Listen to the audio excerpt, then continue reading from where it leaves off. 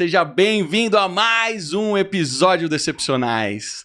Hoje eu vou conversar com ela, que é arquiteta. Ela foi uma arquiteta incrível, eu vi os projetos dela, maravilhosos, porém, ela não trabalha mais com isso. Ela sofreu com a depressão durante 15 anos e foi exatamente nesse momento que eu a conheci.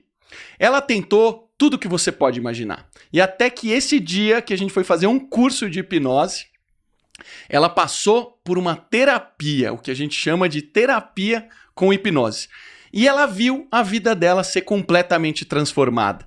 E por conta disso, ela decidiu abandonar a arquitetura, que era a profissão que sustentava ela e que ela já fazia tantos anos. Tudo isso para poder ajudar as pessoas que, assim como ela, sofreram durante muitos anos com depressão, com traumas, com qualquer coisa que te impede de ir adiante. Hoje eu converso com a minha excepcional Érica Yumi. Seja bem-vindo! Muito Seja obrigada. bem-vinda. Obrigada pelo convite. Muito feliz de ter você aqui. A gente tem interagido na internet. Faz tempo que a gente não se vê, né? Pois é. Quanto tempo você tem de formada? Formação de arquitetura. De arquitetura não, de hipnóloga. Ah. Que foi quando a gente se conheceu, né? Foi em setembro de 2017. Setembro de 2017. E olha que assim, eu não sou muito boa com data, mas eu lembro que foi setembro de 2017, porque foi na semana do meu aniversário. Quando você faz aniversário? 12 de setembro. Eu faço... Ainda é virgem? É. Não, virgem, é signo virgem, né? Sim. Não tô falando dessa outra coisa. É porque eu também sou virgem. Eu Que dia sou que é você? 5 de setembro. Ah. Eu sou 5 de setembro. Olha que coincidência. Então, mais uma virginiana. Você também é super detalhista, organizada. Vulgo chata? É. É? Você é? Sim. Ah, então tamo junto. Eu sou desse time aí também. Vou anunciar nossos patrocinadores e a gente começa nosso papo. Nosso primeiro patrocinador é o Gestão 4.0. O Gestão 4.0 é uma plataforma educacional, são diversos cursos focados em pessoas que querem gerar emprego. Obviamente que muitos dos cursos que estão lá vão te ajudar na sua profissão, por exemplo, o curso de liderança, no qual eu sou o professor. Você pode utilizá-lo para no seu dia a dia, você que é um profissional recém-migrado de contribuidor individual, para líder, você vai aprender demais. Mas esse é o playbook que eu utilizo até hoje. Eu tenho 22 anos que eu trabalho com isso, então também pode te ajudar se você é um profissional já bastante experiente. E tem diversos outros cursos. Vale a pena você entrar lá, www.gestão4.0.com.br. Não esquece, se você quiser comprar algum curso, todos os ouvintes do Excepcionais têm um desconto de 10%. Coloca lá o cupom Excepcionais no checkout que você vai ter o seu desconto. E também o Espaço Volpe, o Dr. Thiago Volpe esteve aqui no último episódio, deu uma aula pra gente, um episódio fantástico, tão rico. Falamos sobre emagrecimento, ganho de massa muscular, performance cognitiva, tantas coisas bacanas. Se você não viu, vale a pena voltar lá e assistir. Nós também temos uma condição super especial para você que está querendo cuidar da sua saúde, aumentar sua performance cognitiva ou física. Ele atende os dois tipos de pessoa, executivos e profissionais, atletas profissionais inclusive. Nossa condição é só você ligar lá e dizer que é ouvinte do Excepcionais que você vai ter acesso a esta condição incrível. Várias pessoas que já passaram por aqui são atendidas pelo doutor. Várias outras pessoas estão indo. Eu recebo semanalmente mensagem de pessoas que estão indo lá. Então, fica ligado, vale muito a pena. Uma das melhores clínicas do Brasil, exatamente para ganho de performance. E agora, vamos falar com a Érica. Érica, você começou no mundo da arquitetura. Você fazia um trabalho incrível, eu via seus projetos. Pois é. Quantos anos você viveu na arquitetura? Me formei em 2012 e eu fiquei atuando até o dia da formação, basicamente. O dia da formação. Uhum. E o seu trabalho, o que era? Que tipo de projetos você costumava fazer? Bom, eu tinha um escritório de arquitetura e a gente gostava de fazer projeto comercial, sabe? Loja de shopping, fazer franquia, flagship store. Varejo mesmo, assim. Isso, porque era onde a gente conseguia ser mais criativo, né? Porque projeto, não sei se você é familiar com esse tipo de situação, mas a gente cria uma situação ideal e aí o cliente vai lá e muda. Então, Nenhuma novidade. Residencial é uma coisa que você não tem muita liberdade. Então, a gente quis ir pro comercial para poder pirar, sabe? poder fazer teto colorido, surtar mesmo, que é onde a pessoa não vai interferir tanto. Então, onde a gente sentiu que tinha mais liberdade, por isso que a gente optou para ir por esse caminho. Mas eu lembro de ter visto alguns projetos, eu não sei se foi a sua casa que eu vi, mas eu lembro que tinha projeto residencial também, né? A minha casa, eu fiz tudo o que eu queria, sabe? É mesmo? Assim, tudo, Conseguiu? Que legal. Fiz. Eu derrubei todas as paredes, só tem parede no banheiro, só. Ou seja, você gosta dos espaços integrados. Sim, sempre gostei. Que é uma super tendência, né? O que eu mais admiro hoje numa casa é aqueles espaços que você não... Sabe assim, que você fala assim, poxa, botei varanda em tudo que é lugar. Você usa? Não, só usa uma. Pois é. Eu acho um desperdício quando isso acontece, né? Ainda mais eu, que morava sozinha na época, eu falava assim, gente, a única porta que eu fecho é a do banheiro. Então eu só vou precisar de uma porta. A de entrada e a do banheiro. O resto tudo integrado, né? Sim. Então eu consegui fazer, não, essa casa, esse apartamento é a minha cara. Aí... Você sabe que eu sou, 5% arquiteto, né? Dá pra perceber que você tem um gosto, assim. Ah, mas isso aqui não fui eu. Isso daqui foi a Danila Leão que fez. Eu sou 100% arquiteto porque eu cresci com o meu pai, que é arquiteto. Sério? Levando pra casa muito trabalho. E naquela época ainda não tinha AutoCAD. Então ele levava os papéis de seda enrolados em tubos.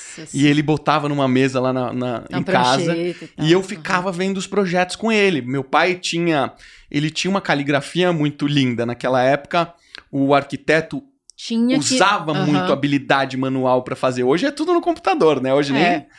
Óbvio, você rabisca para uma coisa rápida, mas o trabalho final é todo no AutoCAD hoje em dia. Não, totalmente, né? Tanto que na faculdade a gente teve essa matéria de pegar e ir pra prancheta, mas enfim, por que eu tô fazendo isso, sabe? Que perda de tempo, né? Não, meu pai, depois que ele foi pro mundo do AutoCAD, ele tava meio atrasado, ele viu o mercado mudando, só que meu pai trabalhava em grupos grandes e tal, mas ele falava, poxa, eu preciso no mínimo conseguir abrir um projeto. Porque antes o cara imprimia pra mim, eu esticava em casa e eu tava conseguindo entender o que é esse espaço. Mas o que eu achei mais legal do AutoCAD é que você tem tudo ali. Você consegue ver elétrica, você consegue ver hidráulica, você consegue ver outras perspectivas, você consegue dali fazer o 3D, né? Não, tudo. Mudou o jogo, Hoje né? mudou demais. E ainda assim, eu tô meio dinossauro, porque eu já tô ultrapassada, mas tem tecnologias agora que você clica, ele já sai a quantidade de material, o valor. Caramba, tudo, sério? sério. Que demais isso. Então, assim, já... Eu tenho um pouco... Eu sou bastante autodidata. Tudo eu quero aprender. Então, se você perguntar assim... Eu aprendi fotografia, eu aprendi edição de vídeo, eu aprendi todos esses equipamentos que estão aqui.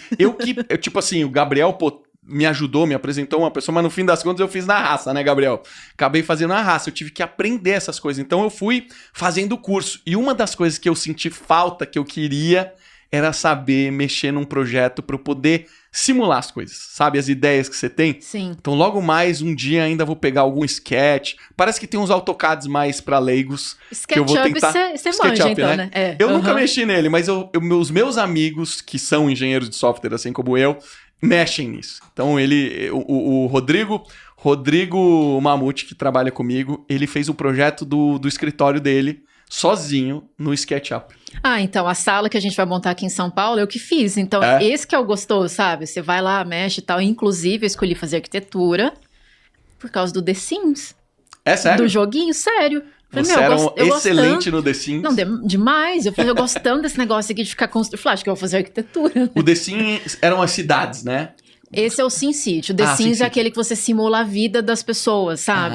Esse eu nunca joguei. Eu jogava SimCity. Esse é mais manipulador, assim, sabe? Você consegue influenciar a vida das pessoas. Você cria personalidade, cria casa, sabe? Aí tinha aqueles códigos pra você ter dinheiro infinito, assim. Então, aí eu passava horas jogando aquilo. Eu falei, acho que eu gosto de criar, gosto de... Porque você já pensou que o arquiteto, ele tem um pouco dessa coisa do controlador, né? Tem. Porque você define como a pessoa vai morar, pra onde ela vai andar, onde que ela vai fazer o uso daquilo. Então é uma coisa meio controladora, sabe? É uma baita responsabilidade, né? É uma baita responsabilidade. Érica, quando a gente se conheceu, foi numa situação de um curso, né? Eu me inscrevi pra fazer um curso. Sabe como eu conheci, assim...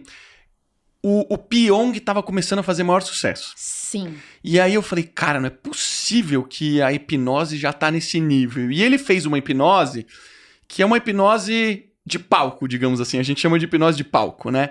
Que ele mostra o poder da hipnose pra diversão das pessoas. Que não tem nenhum problema nisso. Mas esse curso que a gente fez não era pra isso, né?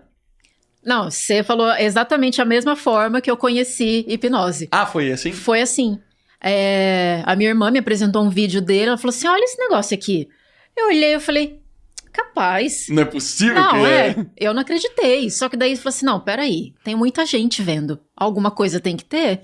Mas no começo eu confesso que eu olhei e falei, eu duvido, esse negócio é encenado, né? Eu não acreditei. Mas foi assim também que eu conheci hipnose. E esse curso que a gente fez, o que é ele?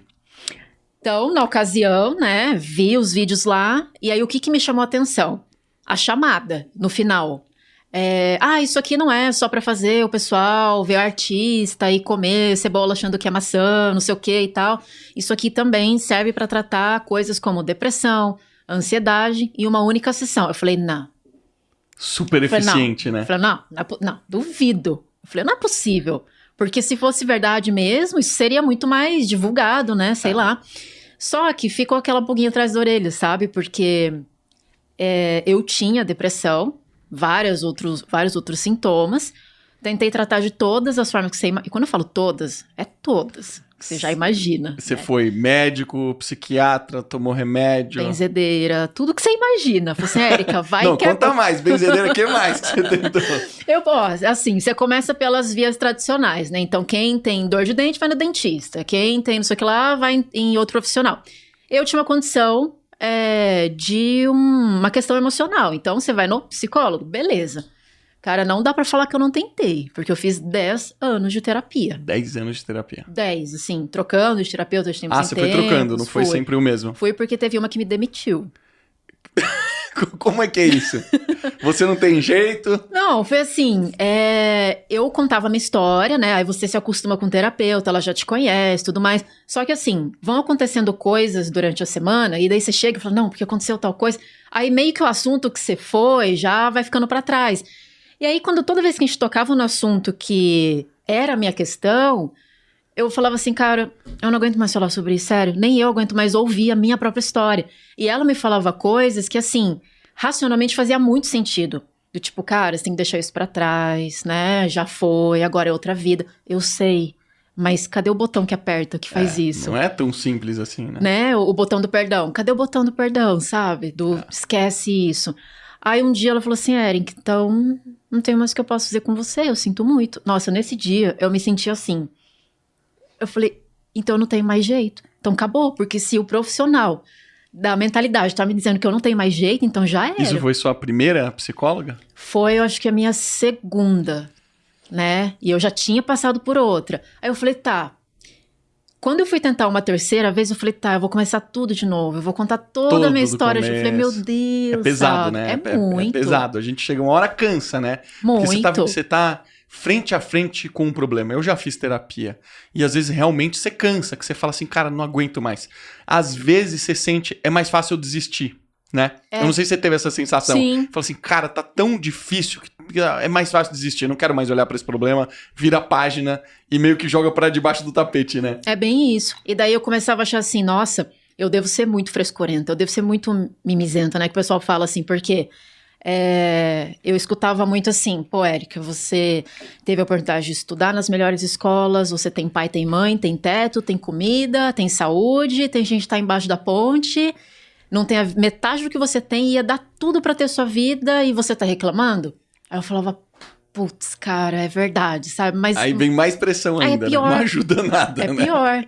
E aí até que, quando teve a sugestão de medicação, né, que falou assim, olha, eu acho melhor você procurar um psiquiatra e tudo mais, tudo que eu não queria era tomar remédio. Só que chegou um ponto que o sintoma começou a ficar tão forte, né, da depressão, da insônia, tive ansiedade também, desenvolveu para uma síndrome do pânico, eu não conseguia entrar em elevador sozinha mais, né, até para ir pro trabalho, teve uma época que minha mãe até me acompanhou.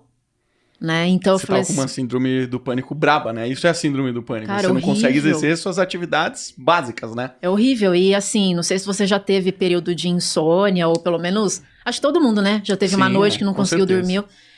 E você sabe como que você acorda no dia seguinte, né? Você fica um caco. E aquilo começou a me prejudicar muito no trabalho. Inclusive, assim, eu sabia que eu estava prejudicando meu escritório de arquitetura por causa disso, porque meu sócio não tinha nada a ver com isso, os clientes não tinham nada a ver com isso, e eu estava acabando com o lugar, né? Aí eu tive que tomar remédio, não teve jeito. E assim, eu, sem brincadeira, uma vez eu olhei o meu armário das caixinhas que eu já tinha tomado, porque você sabe que tem um período que você vai se adaptando e vai vendo se aquele é o medicamento pra você, se não der, você troca.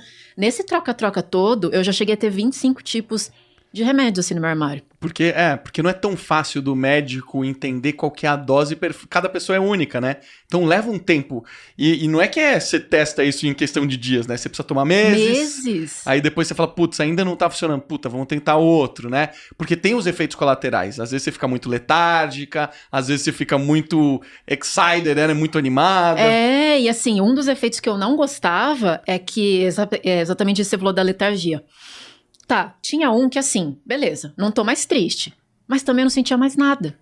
Ficou fria, sem emoções, né? Não, parecia que se minha mãe morresse na minha frente, eu não ia sentir nada. Não ia sentir nada. Eu falei, cara, eu não quero viver desse jeito, sabe? E aí, tudo que o pessoal começou a falar, Érica, vai lá na fulana que lá é bom. Eu ia. Porque tem épocas que as pessoas falam assim, não quero mais escutar nada, não quero mais nenhuma sugestão. Você tava numa fase quando você tava escutando, falou, vamos nessa, preciso buscar alguma coisa. Vamos, até coisa que era meio esquisito, assim, sabe? Então eu fui em todas as terapias alternativas, tomei passe, fui na benzedeira, falaram que era falta de Deus no coração, daí eu comecei a orar mais também, fiz tudo, até que o meu limite foi o seguinte... a cidade onde eu morei muito tempo, né, que é Londrina, no Paraná, eu falo que lá tem de um tudo, nessa questão de coisas alternativas, sabe? Aí um dia falaram assim, Érica, vai num lugar que é bom. Eu só fui. Aí eu cheguei lá, era uma casinha, assim, sempre é à noite essas coisas, né? Ia numa casinha escondida, não sei aonde e tal. Cheguei lá, pego uma senha, senta, de repente comecei a olhar em volta, assim, e tinham quadros de imagens de extraterrestres. Aí eu falei, eu acho que agora tá passando um pouco do limite. Eu acho que agora tá passando um pouco, sabe? Eu falei, não, cara, não é possível. Eu falei, agora acho que deu. Aí foi minha última tentativa, assim, e tal. E aí, a minha irmã mostrou um vídeo pra mim, do Pyong, né, fazendo aquelas hipnoses. E essa chamada no final, né, de dar pra tratar. Eu falei, vamos ver qual é que é. Coloquei lá no Google, vamos pesquisar onde tem uma escola que ensina isso. Foi onde a gente se encontrou no treinamento de hipnoterapia. Sim. E era um curso, eu lembro que era um curso de mais ou menos 7 dias? 7, 8, não. São 8 dias. São 8 dias. Eu lembro que foi um curso super intenso. Eu tirei férias para poder fazer esse curso. Quase todos os cursos que eu fiz, ou tinha objetivo prático no lugar que eu trabalhava, ou era autoconhecimento. E nessa época eu estava enlouquecido por autoconhecimento. Porque a Renata, minha mulher, tinha um nível de autoconhecimento que eu não tinha. A gente não conseguia conversar sobre coisas profundas porque eu não entendia o que ela falava. Eu era um cara que eu me achava muito resolvido, que eu não tinha problemas, etc. E aí, na hora que eu ia conversar com ela, ela era cheia de problemas. E a verdade não era essa. Todo mundo tem problemas. Acontece que o homem, ele é criado pra não... ele sempre tem que ser forte. Homem não pode chorar. Então, assim, sabe? Homem não chora, então você engole o choro. Isso é frescura. Isso é frescura, para com isso. Então você aprende a ter que ser forte, mesmo na dificuldade. Eu era um menino muito bobão no começo, eu apanhava de todo mundo. Então eu chegava em casa chorando, o menino me bateu. Eu apanhava, minha mãe me batia. Sério? Minha mãe me batia, falava, você vai apanhar, próxima vez que te baterem, você tem que ir lá e bater nele. E eu não conseguia, porque eu tinha medo, era muito medroso. E eu sei que na infância essas coisas são arrastadas pra idade adulta, né? Então, quem nunca se aprofundou no autoconhecimento, eu digo que acaba vivendo uma ilusão, né? Total. Porque você não conhece profundamente a sua vida. Tem gente que eu converso que pensa pessoas exemplares, incríveis, as melhores nas suas profissões, mas nunca buscaram autoconhecimento. E na hora que eu converso com essas pessoas, eu falo, poxa, você tem que buscar autoconhecimento. Você tem que fazer uma terapia, você tem que fazer o processo Hoffman, você tem que fazer qualquer coisa. E as pessoas não fazem, porque elas não entendem do poder que isso tem, né? Sim, tanto que quando as pessoas me perguntam, o que eu preciso fazer pra, sei lá, resolver um problema que eu tenho emocional? Eu falo, não, a primeira coisa, mais importante, você já fez. Você percebeu que você tem? Porque tem um monte de gente Tomar que consciência, tem, né? E não sabe, né? Verdade. E, inclusive, eu vi o episódio que você fez com a Renata, né? Eu escutei essa parte, eu falei, cara, eu me identifiquei porque comigo e com o Bruno foi igual. quando eu conheci ele, eu já era toda daquele jeito, né? Eu já tava, né, com aqueles problemas todos. Ele sabia que eu fazia terapia. E ele falava assim, depressão é frescura. Essa menina é frescura. Ele falava isso. Falava. E hoje o Bruno é hipnólogo também, né? Não, Hipnoterapeuta. pra você ver como o mundo deu uma volta, né? E ele era parecido com você, do jeito que você falou assim, eu não tenho... Ele falou assim, não, mas é porque é simples, velho. Tipo, eu sou muito simples, né? Eu não tenho essas questões que você tem. É muito cultural isso. É muito cultural. Não sei se é um negócio do brasileiro, mas... Aí você viveu 15 anos com isso. Imagino que isso deva ter sido muito difícil pra você. Você foi cair lá no curso de hipnose. E lá no curso de hipnose, pra quem não sabe, esse curso especificamente, primeira coisa que você quer quando você chega no curso é ter a experiência. É viver a experiência. Uhum. E lá não é uma hipnose que te ensina a fazer... essas brincadeiras que o Pyong faz. A gente aprende a técnica, inclusive a gente foi na Paulista, esse curso foi próximo da Paulista, e a gente foi na Paulista hipnotizar as pessoas na rua, fizemos brincadeiras, etc. Mas o curso não é pra isso. O curso é de fato pra você se tornar um hipnoterapeuta. O que é o hipnoterapeuta? Bom, então, primeiro a gente precisa entender o que é hipnose, né? É engraçado porque assim... Eu vim de ser uma pessoa completamente leiga no assunto, de tipo, não acredito, a hoje trabalhar com isso, né? Então fica muito claro pra mim que as pessoas, elas têm dúvida, muita dúvida com relação à hipnose. Até hoje. A gente tá em 2021, tem gente que acha que é coisa do capeta, tem gente que acha que eu vou controlar sua mente, que eu vou fazer você fazer uma coisa que você não quer. Então a hipnose é o quê? Se for simplificar, é toda vez que você aceita uma sugestão. Sugestão como se fosse um comando? Qualquer coisa que venha de fora.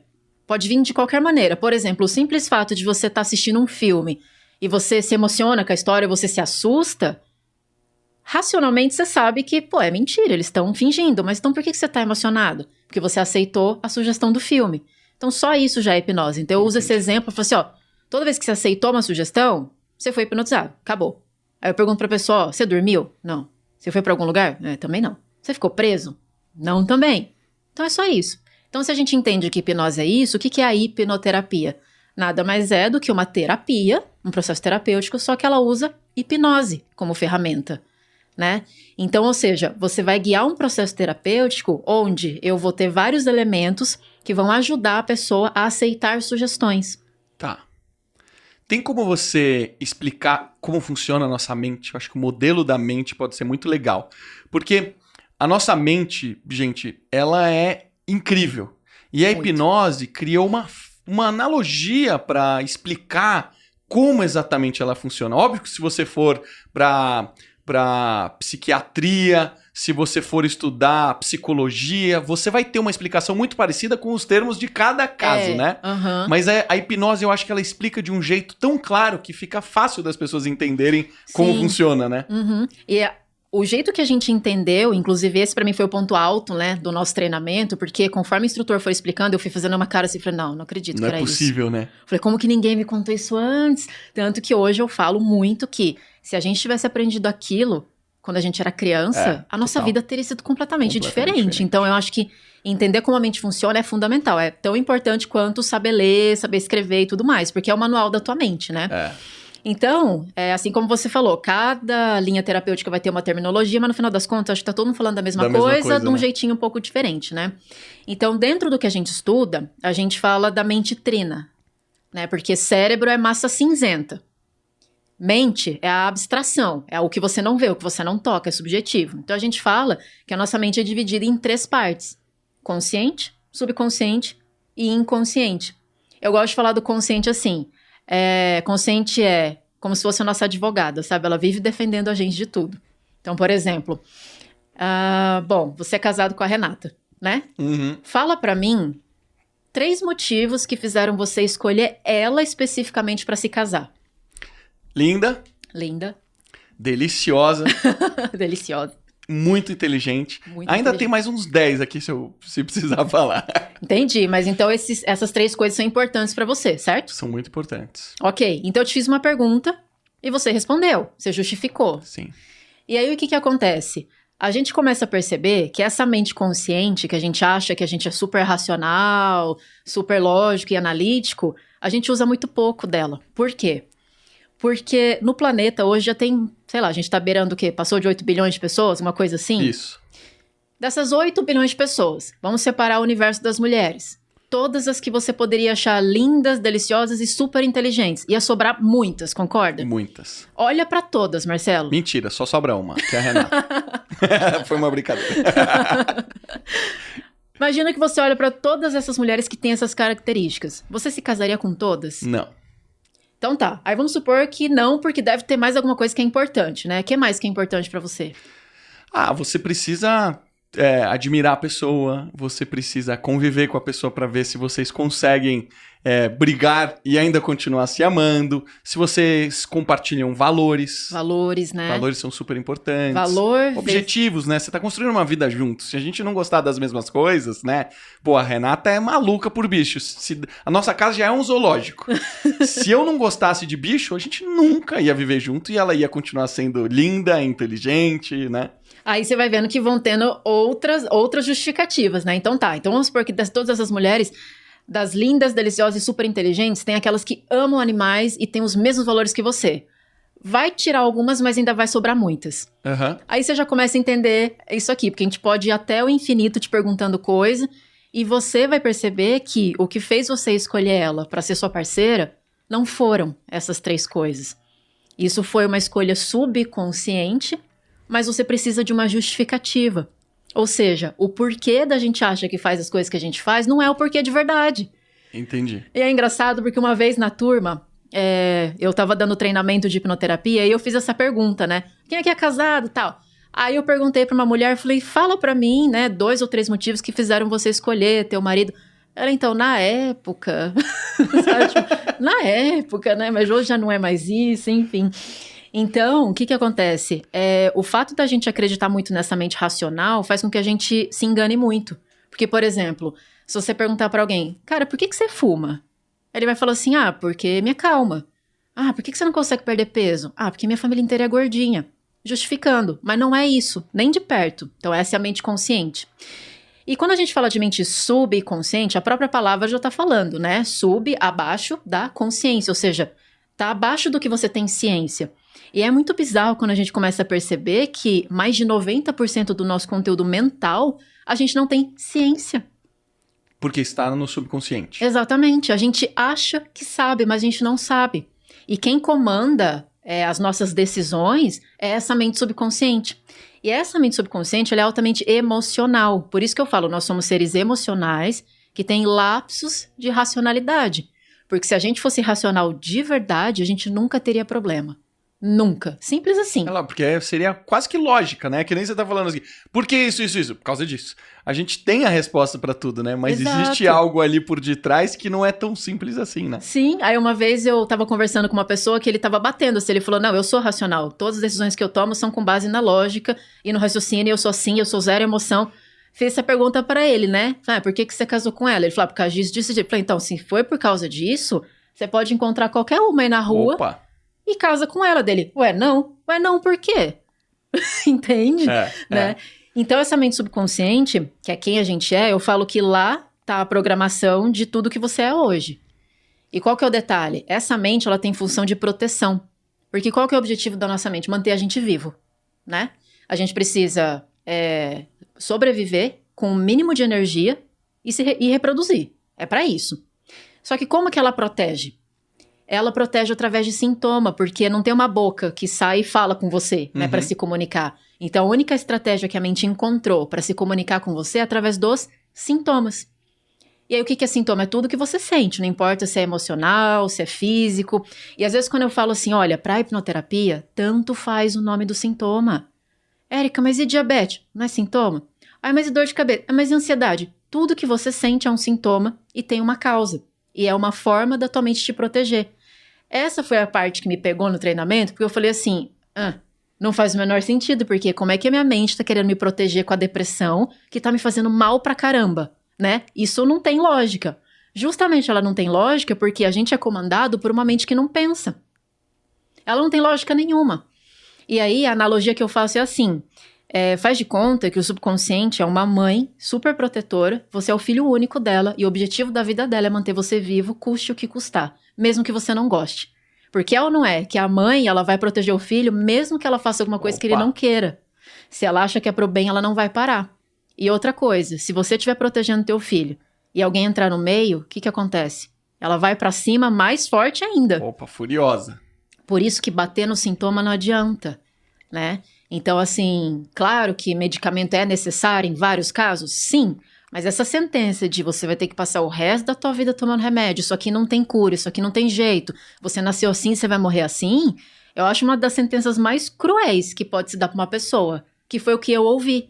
Eu escutei assim, o teu cérebro tem problema, o teu sistema, você não produz serotonina, alguma coisa assim, isso é orgânico, é seu, você vai ter que tomar remédio pro resto da sua vida. Eu falei... Este foi o diagnóstico de um médico ou de algum especialista? Foi.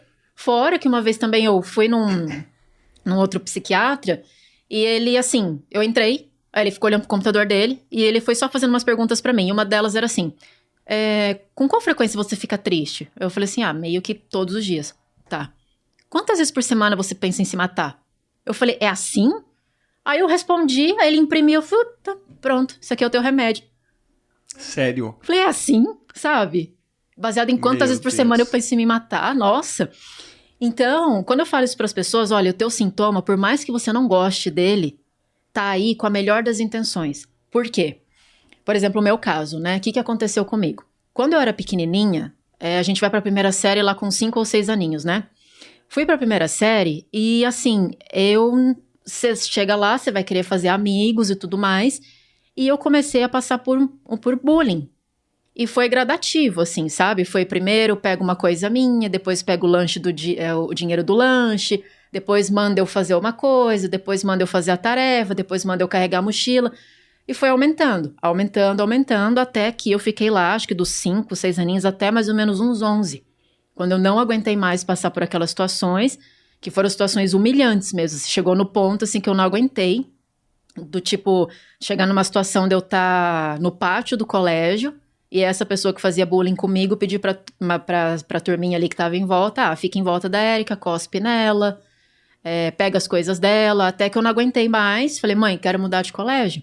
Caramba. Só que o que acontece? Quando eu mudei de colégio, aí que você vai entendendo depois, né, que eu já tava com a programação de me submeter a essas situações, eu já aprendi aquilo. Por quê? Tem uma parte da nossa mente que chama fator crítico, né, que ela protege a programação subconsciente. Ela é a mãe. Ela é o filtro da mãe. É o filtro da mãe. É o filtro da mãe.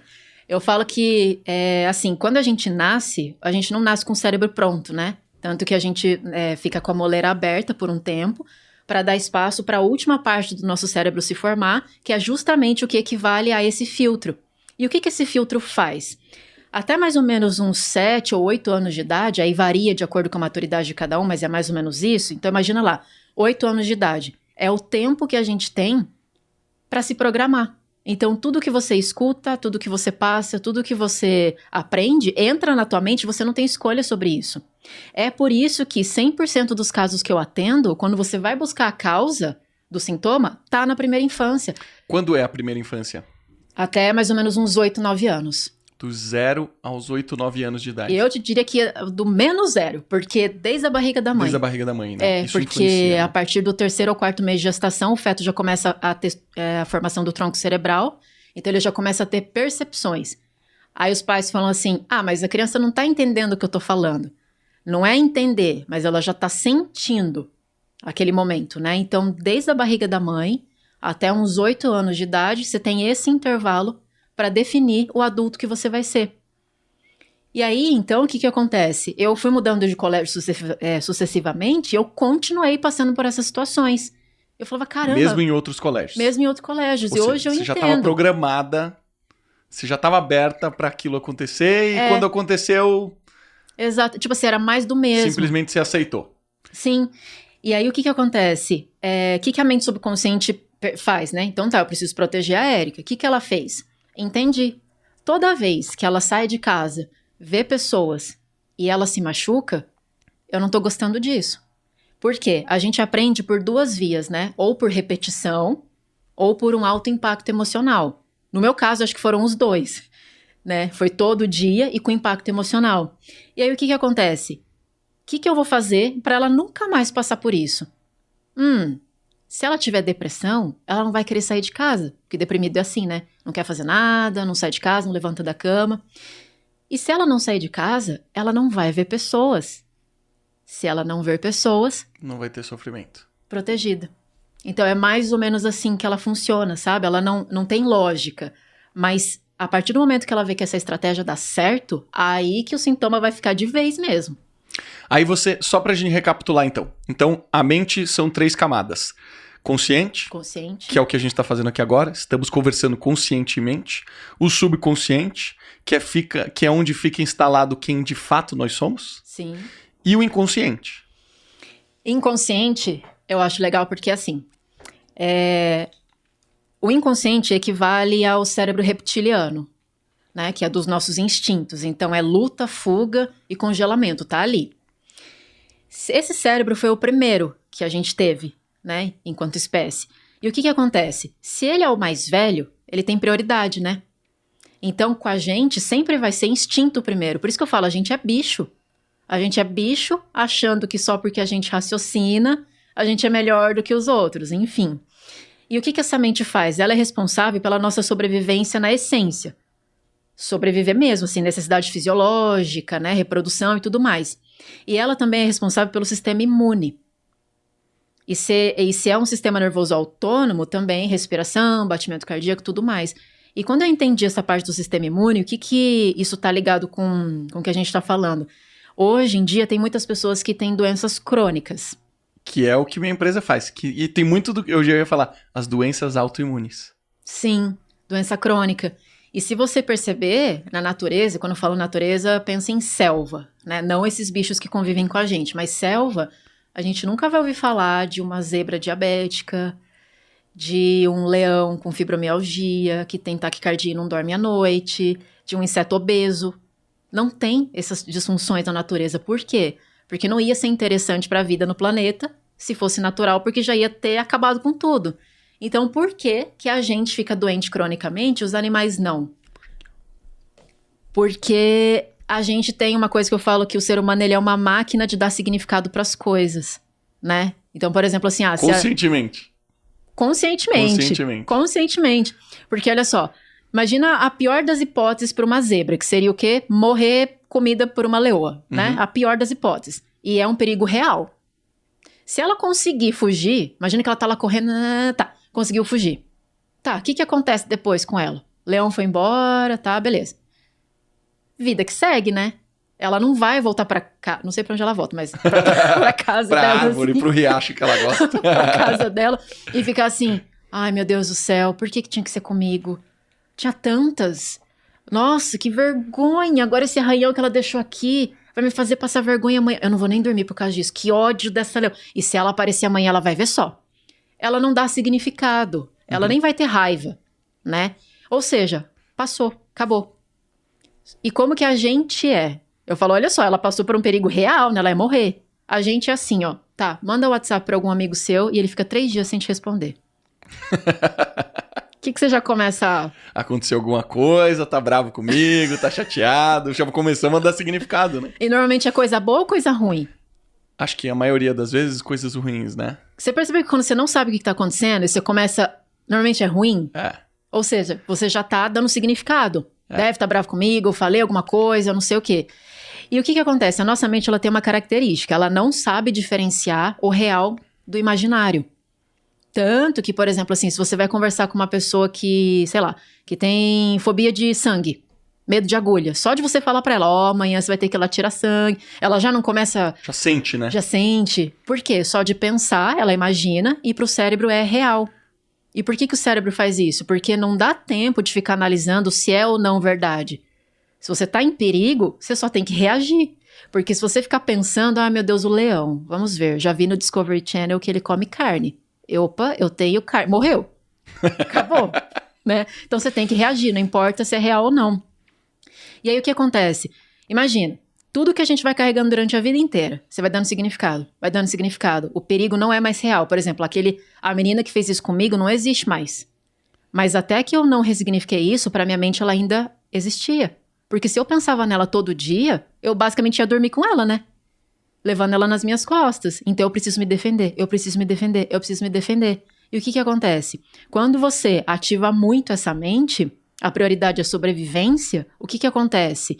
O sintoma, quando ele fica crônico ou ele é autoimune, alguma coisa assim, é como se o teu corpo tá tentando sair do conflito, você não consegue, e a única alternativa que ele tem agora é lançar mão de um sintoma físico para que você consiga sair daquela situação. Tanto que, se você for pensar num câncer, é a última das consequências para eu preciso te tirar daqui, é uma autodestruição, né? Uhum. E aí você começa a entender, pô, o corpo não é burro, né? A gente não fica doente porque, quebrou uma pecinha aqui, eu não tô funcionando direito e é assim mesmo, sabe? E aí tudo começa a fazer sentido. Então, quando eu entendi tudo isso, eu comecei a ver tudo com outros olhos. Tipo assim, nossa.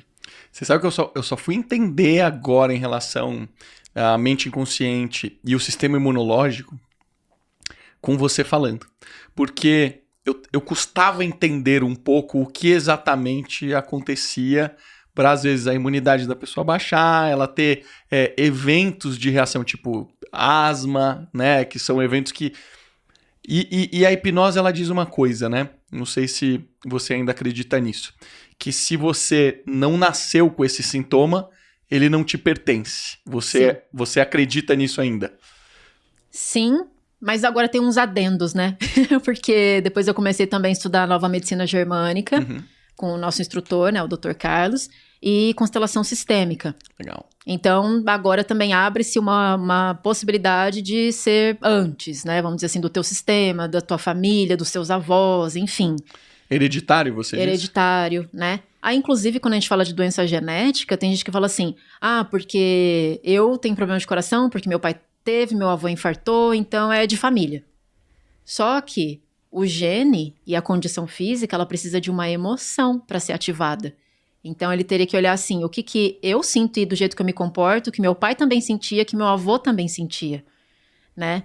E quando eu falo de mente inconsciente, o sistema nervoso, né? Sistema simpático e parasimpático, que é o quê? Ativo e repouso, vamos dizer assim.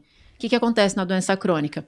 Você vive em simpático tônico, você vive em alerta, você vive em perigo. E se você não dá chance para o teu corpo recuperar, o que vai acontecer? Uma hora vai pifar isso, né? Por isso que daí começa a ficar crônico. E o corpo, ele faz muitas tentativas de regeneração. Muitas. Toda gripe que a gente pega, toda vez que a gente fica com febre, o corpo tá tentando regenerar alguma coisa. Então a gente precisa, primeiro, né? Precisamos escutar mais o nosso corpo.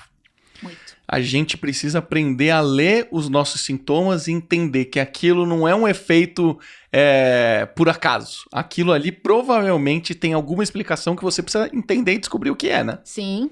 Para evitar que isso acumule, né? Porque a questão não é um evento isolado ou outro, né? Eu acho que a questão é o efeito acumulado desses eventos, não é isso? Exatamente. Então, por exemplo, às vezes as pessoas falam assim, Érica, eu não sei, né, vou fazer hipnoterapia, eu ouço tantas histórias de gente que, sei lá, né, foram abusadas, perdeu o pai e a mãe, comigo não aconteceu nada de, eu não sei, mas eu tenho ansiedade. Então, não é essa coisa tipo, nossa, precisa ter acontecido uma coisa catastrófica com você, né, o alto impacto emocional. Às vezes, uma coisinha, mas que foi repetida por muitas vezes, sei lá, uma criança, por exemplo, que fica ouvindo assim... eu falo que os top causadores de trauma, assim, né, tem pai e mãe, e depois a escola, né, com os professores. Da professora falar assim, isso aqui você não vai dar conta, você não vai conseguir, você tem problema de aprendizado. Aí se ela ficar escutando isso todo dia, não foi um tapa na cara. Ela aceita, né? E a criança, a criança tem um fator crítico. Ela tem informação. A professora tem poder de ultrapassar o fator crítico? Totalmente. Tem total, né? Totalmente. Então, totalmente. gente, a gente está falando de um tema meio complexo, mas o fator crítico, lembrando, é uma camada que protege o seu software. O seu cérebro, ele é composto por um hardware, que é a massa cinzenta, e o software, que são o seu subconsciente.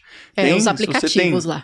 30 anos de idade, eu vou fazer 40 anos de idade, eu tenho 39 anos de história. É verdade que a gente não perde absolutamente nada do que a gente viveu? Essa informação não é verdadeira de acordo com a neurociência, né? Tá. Por quê? O cérebro, ele precisa otimizar as informações. Então, não é que ele não perde nada. Ele vai guardar aquilo que ele acredita que é importante para ele. Certo. né? Então, normalmente, são informações emocionais. Você já percebeu que, por exemplo, que as memórias que você tem mais facilidade de lembrar são as Demais. que teve mais Teve emoção. algum evento emocional. Inclusive, você estava falando de professor, eu lembrei de um evento que eu não lembrava há muitos anos. Eu estudei num colégio chamado Júnior. Esse colégio era perto da Paulista. E eu me lembro Era muito pequeno. Eu não lembro quantos anos eu devia ter, mas suficiente para eu ter consciência. Eu chuto que alguma coisa em torno de 5 a 7 anos. E eu lembro que uma dessas professoras, que eu não me lembro qual, ela era uma pessoa extremamente rígida. Extremamente rígida. As pessoas pediam pra ir no banheiro, as criancinhas pediam pra ir no banheiro e ela não deixava. E aí eu me recordo de uma cena que pra mim foi chocante, que eu não sei se era um menino ou uma menina que tava na minha frente, levantou a mão, professora, posso ir no banheiro? Ela falou, não, vai ter que esperar a hora do intervalo. Daqui a pouco eu olho pro chão, porque eu tô escutando um barulho de água, e eu olho pro chão, a criança fez xixi nas calças. E isso acontecia, mas com uma frequência que você não acredita. Sério? E uma criança, ela não tem o poder de falar isso. Porque se eu tomasse consciência da gravidade dessa situação, eu teria falado com a minha mãe. Quando que eu fui falar com a minha mãe? Quando a professora me bateu. A professora pegou minha orelha, me puxou pela orelha e doeu muito. Eu lembro que eu chorei. E esse dia, minha mãe sempre perguntava, alguém bateu em você? Alguém encostou em você? Alguém não sei o que lá? Então, pais, fiquem atentos. Tem que fazer essas perguntas para os filhos, porque os filhos não falam isso conscientemente. Minha mãe me perguntava, aconteceu alguma coisa? Eu falei, sim. A professora pegou aqui minha orelha e fez assim. Pronto, aí minha mãe foi na escola. E aí ela rodou a baiana, literalmente que ela é baiana mesmo, nascida na Bahia. E eu acabei eventualmente saindo desse colégio. Mas eu fico imaginando o quanto dessa professora traumatizou essas crianças, né? Não, total. E aí, são elas que eu atendo hoje, inclusive, né? São esses adultos, talvez tenha passado uma delas. Muito obrigado, professores. É graças a vocês, né, que a gente tem quem atender hoje. Érica, quando você passou pela hipnoterapia, você foi muito corajosa, porque a primeira hipnoterapia que você passou foi na frente da turma inteira, né? Cara, você acredita que eu ouvi isso também de outras pessoas da turma, mas eu não entendia por quê? Por que você foi corajosa? Eu não entendia por quê. Não, eu achei que você foi muito corajosa, porque a hipnoterapia, ela toca assuntos muito delicados, muito profundos. Óbvio que o Dr. Carlos, que é o médico, o neurocirurgião, que nos deu o curso, que nos ensinou esse primeiro passo da hipnose, ele foi muito cuidadoso a falar, pessoal, isso aqui é um ambiente seguro, vocês, né? Ele deu uma preparação para todo mundo. E todo mundo ali, a maioria das pessoas estavam querendo se profissionalizar nesse segmento, né? Tanto que hoje, boa parte dos bons hipnólogos, alguns deles saíram daquela turma, né? Sim. E o que eu achei que você foi muito corajosa foi que você não teve vergonha de passar por aquele processo e contar a sua verdade, contar a sua história, né? Sim. Isso pra você em nenhum momento te preocupou? Eu acho que é por causa da seguinte questão, que é o que eu falo para os meus clientes, que é a condição que eu tenho para atender qualquer pessoa. Eu falo assim, ó, hipnoterapia tem um lance, que é o seguinte, tem que estar doendo muito, mas muito assim, não aguento mais. Porque o que faz a sessão acontecer é a emoção, né? Você percebeu que é um processo bem emocional. Então, se a pessoa, por exemplo, assim, se eu falar, tá, Marcelo, você quer tratar essa ansiedade, mas de 0 a 10, o quanto tá te incomodando? Você fala, Érica, 4. Então, hipnoterapia pra você hoje não é uma opção. Provavelmente não vai funcionar. Né? O pessoal até costuma falar assim, ó, sofre mais um pouquinho, aí quando, né, aí você volta. Então, eu acho que eu tava nesse 0 a 10, 12, assim. Tanto você tava com muita vontade de Cara, eu tava demais, assim, e de verdade, foi a minha última opção. É esquisito falar isso, porque assim, Marcelo, óbvio, hoje eu entendo por que uma pessoa que tem depressão quer se matar. Porque assim, qual que é a lógica que eu tinha na minha cabeça? Bom, o único momento que eu não tô sofrendo é quando eu tô dormindo, porque daí eu não sinto nada. E se eu dormir pra sempre? Só que eu não tinha coragem. Aí eu falava assim, não, então eu sou tão fraca que eu não consigo nem fazer isso, né? E ficava naquela luta assim. E aí o que acontece? Quando eu fui me candidatar, porque aí o instrutor pergunta, né? Tem alguém na sala que tem alguma coisa que quer tratar pra todo mundo ver uma sessão ao vivo e tal? Cara, eu já levantei a mão. Você foi a primeira. Eu falei, não, eu quero, tá. E ele falou assim pra mim, Érica, é o seguinte, vai ser gravado vai para uma É plataforma, verdade, foi gravado. né? E vai ficar disponível para todos os alunos, né? Todo mundo pode assistir. Então, assim, e você não vai poder ter restrição nenhuma. Você assinou um documento? Assinei um termo que autoriza, né, tudo mais. Eu falei assim, ó, se for pra resolver meu problema, você transmite na Globo, você faz o que você quiser. Sabe? Eu tava disposta a tudo. Então, acho que por isso que pra mim não teve assim, ai, será que... Não, eu só queria resolver. Durante o processo, que foi um processo, todos os alunos estavam lá, o professor, ele ficou num local com você, e você, se eu não me engano, foi na cadeira, né? Não foi numa maca. Foi na cadeira. Foi numa cadeira, ele te induz num transe. O que exatamente é esse transe? Porque eu acho que é aí que as pessoas têm muito medo, né? Fala, meu Deus, será que o hipnólogo ele consegue me manipular, fazer eu falar coisas que eu não gostaria de falar? O que é o transe? O transe é um estado que basicamente a gente quase nunca sai dele. Pra falar a verdade, né? Por isso que eu falo assim, quem fala que não entra em transe, que não entra em hipnose, é porque não sabe o que é. É como se, sei lá, faz de conta que você nunca ouviu falar na vida sobre respiração. Você nem sabe o que é, você só faz. Aí um dia alguém fala assim, Marcelo, sabia que tem um lance de respirar? Você, duvido. Será que eu consigo mesmo? Será que eu consigo profundo? É mais ou menos assim, né? Então, o transe é toda vez que você tá focado em alguma coisa. E a gente sempre foca em alguma coisa. Inclusive, tem gente que fala assim, Érica, eu tenho um problema muito grande com foco. Eu falo, não é bem assim. Por exemplo, se botar um Netflix na sua frente, você foca? Nossa, eu nem vejo a hora passar. Então, teu problema não é foco. É que você tem problema de focar na coisa errada. Uhum. É isso. Então, toda vez que a gente está concentrado em alguma coisa, você já entra em transe. Porque o que é transe? Transitar. Entre o quê? Entre as percepções. Então, por exemplo, agora que você está prestando atenção no que eu estou falando, você parou de perceber teu pé. Mas se você pensar no teu pé agora... Você lembra que você falou. Tem, né? Igual esses barulhinhos assim, você tá ouvindo o ar? Não, mas se eu te falar, você presta. Então você começa a transitar entre essas percepções.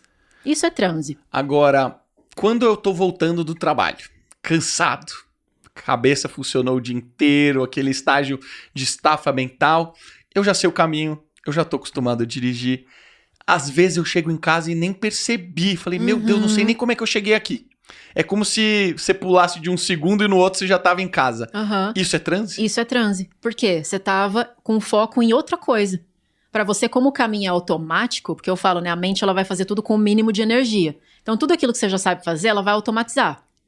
Então, ela guardou aquilo ali e falou, isso aqui eu não preciso prestar atenção. E você vai focar em outra coisa. Aí você começa a viajar e tal. E aí, quando você se dá conta, quando você volta a transitar para outro foco, você fala, ué, já? Então isso é transe também. E o transe da hipnose, ele tem um estado de relaxamento muito profundo, né? Porque é muito gostoso você entrar em transe da hipnose. E as pessoas dizem que equivale a alguns minutos de transe equivalem a horas de descanso, de sono, né? Profundo, né? Qual que é essa relação? A relação é que é assim, a gente rola o lance da respiração, porque sabe aquela respiração do bebê, que ela é bem profunda, ela mexe a barriga, aquela respiração correta, né? Tá. Só que a gente não respira mais daquele jeito. Então, o que acontece? É ou não é verdade que todos os momentos estressantes da nossa vida, por mínimo que seja, você já altera a respiração, não altera? Uhum. Isso é um sinal pro corpo de eu tô em alerta, eu tô em simpático. Tá. Então, eu não posso relaxar. E o que é o relaxamento? É justamente o oposto desse estado que a gente vive. Então, quando você se permite respirar da maneira correta e ir relaxando cada vez mais, você vai para aquele estado onde você sai do alerta e você fala, nossa, que delícia, sabe? Então, isso realmente acontece. A gente vai conduzindo a pessoa para esse relaxamento. Você entrou exatamente nesse estágio, lá durante a sessão no nosso curso. E o trabalho que foi feito ali é um trabalho de regressão, né? O que exatamente é esse trabalho de regressão? Qual que é o objetivo dele? Porque é uma das várias técnicas que existem, né? Sim, mas inclusive, Marcelo, depois que você começa a entender mais os mecanismos, você vê que não tem mais a necessidade de fazer aquele processo formal, sabe? De indução formal. Por quê? Se você entende o que atravessa o fator crítico, então, você falou do professor, né? Uhum. Professor, pai, mãe, médico, policial é autoridade, atravessa o fator crítico. Drogas, entorpecentes, atravessa um fator crítico. Susto, atravessa o fator crítico. Emoção, atravessa o fator crítico. A gente tem um monte de coisas que atravessam. Se você sabe de todas essas coisas que atravessam, você pode escolher qualquer uma delas para você levar a pessoa para o transe. Entendi. Mas, na sessão de hipnoterapia, classicamente, a gente faz a indução por relaxamento. Tá. Mas, por exemplo, na minha sessão, eu não faço mais isso. Eu faço por emoção. Por emoção, que é Então, super funcional. Eu já começo a cutucar, a pessoa já estoura, pronto, fecha o olho e vai, né? Aí vai o quê? Pra regressão. Aí tem gente que fala assim, nossa, será que eu vou conseguir regredir? Né? E tá muito ligado também à terapia de vidas passadas. As pessoas atrelam muito, né? Hipnoterapia, tudo isso. E eu falo que regressão, a gente também faz isso o tempo inteiro. Tudo é estado natural da mente. Então, por exemplo, já aconteceu com você, de repente você passa no lugar, aí você sente um cheiro de uma comida. Aí você fala, nossa, minha avó fazia uma comida que lembra muito isso. E na casa dela, eu brincava com os meus primos, sabe? Você lembra um evento de anos atrás, né? Então o que você está fazendo? Você está regredindo uma memória. Isso é regressão. Isso é regressão. O simples fato de você lembrar o que você fez ontem, você não tem que regredir uma memória? Sim. Isso é regressão. Só que como a gente nunca fez isso de um jeito técnico, guiado, né? Então as pessoas falam, meu Deus, será que eu vou conseguir? Ou seja, a pessoa já tem essa habilidade. É inerente, todo mundo faz. Todo mundo faz. Todo mundo faz. E quando você fala que a emoção... A gente falou aqui agora há pouco. A emoção... Quando você tem eventos na sua vida que teve algum tipo de emoção muito grande, seja negativa, seja positiva, provavelmente é um evento que te marcou muito. Sim. E isso vai ficar na sua memória. É exatamente por esse motivo que você vincula com a emoção? Para você acessar quando ocorreu aquele evento? Porque olha só, quando eu tava falando lá da mente, o problema das pessoas não é racional, né? Não é lógico. Porque se fosse pela lógica, ele já tinha resolvido. Tanto que a gente sempre fala, se saber do problema resolvesse o problema, ninguém tinha problema. Né? Não tá lá. Então eu falo pras pessoas, o teu problema não tá lá. Ah, Érica, mas eu já sei que meu pai fez isso porque era o que ele tinha. Mas eu já sei que minha professora... Você sabe, resolveu alguma coisa? Não. O teu problema tá no subconsciente. O subconsciente é o quê? Emoção. Então, o que acontece? Toda vez que a gente tem uma emoção forte, você já percebeu que você não consegue raciocinar direito? É nesses momentos, né, que você fala o que não deve, aí depois, quando a emoção baixa, seu raciocínio sobe e você fala, nossa, não deveria ter feito. Então, o que acontece?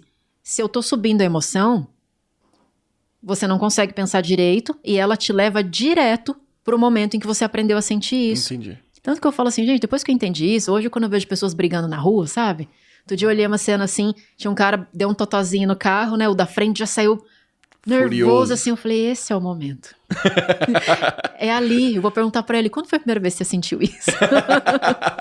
Essa expressão de raiva pode estar ligado a algum evento do passado, é isso que você está querendo dizer? Porque a nossa mente, ela só reconhece aquilo que ela já conhece. É todo mundo que, se alguém der um totozinho atrás do carro, vai sair transtornado e vai bater no carro de trás? Não. Por que aquele fez aquilo? Porque bateu com algum conflito emocional dele. Entendi. Né? E quando a gente identifica esses traumas, né? No fim das contas, são traumas, né? São traumas. Traumas do passado. Quando a gente identifica esse trauma, o que a gente faz? Por que a hipnose é tão eficiente em tratar? Porque você falou aqui, poxa, eu fiz 10 anos eu passei com um psicólogo durante 10 anos. E o trabalho do psicólogo é um trabalho de autoconhecimento. É de você recontar essas histórias, entender exatamente, escutar perspectivas diferentes, escutar perguntas que você nunca tinha sido escutado. Ou seja, é um processo que leva muito tempo. Sim. Não é do dia pra noite. E todo mundo diz que quase todo trauma de hipnose é tratado em uma sessão. Sim. É verdade mesmo? Sim, é verdade. E como é que... O que acontece? Então, realmente, o fato que eu trouxe na sessão de hipnoterapia era justamente o fato que eu falava nas sessões de terapia tradicional, que era o bullying. Que eu já sabia que era um negócio forte pra mim, né? Então, assim, a terapia tradicional me ajudou? Sim, todas as que eu fiz colaboraram em algum nível. Só que eu oscilava. Melhorava, piorava. E aí, o que a hipnoterapia fez que foi o diferencial pra mim? Então, eu voltei naquele momento do bullying, né, com a pessoa que fez isso comigo. E naquele momento que eu tô com muita emoção, eu já não tô raciocinando muito bem, a gente vai seguindo os comandos, né, porque a hipnose é sobre seguir as instruções. Verdade. E ele falou assim pra mim, eu quero que você agora se coloque no lugar da pessoa que fez isso com você. Nossa, cara, eu nunca tinha pensado nisso. Você nunca tinha pensado sob essa ótica? Nunca. Nunca, nunca, nunca. E assim, ele falou, porque para uma pessoa fazer isso com você, imagina o que ela não passava em casa, por exemplo. E eu nunca tinha pensado naquilo. Aquilo me bugou de um jeito. E principalmente a ressignificação, que tu me pergunta, Érica, o que é ressignificar, né? É trocar um significado pelo outro. Então, em vez de falar, nossa, que ruim que tá chovendo, é que bom que tá chovendo. Então, o que aconteceu? O fato a gente não muda. Eu nunca vou deletar o fato de que eu passei por bullying na escola. Nunca vou esquecer, não é isso. Foi entender sobre outra perspectiva, que envolve o perdão, né? E pra mim isso fez diferença. Você deu um novo entendimento ao mesmo fato. Por quê? Porque eu achava que perdoar, eu tinha que aceitar o que ela fez.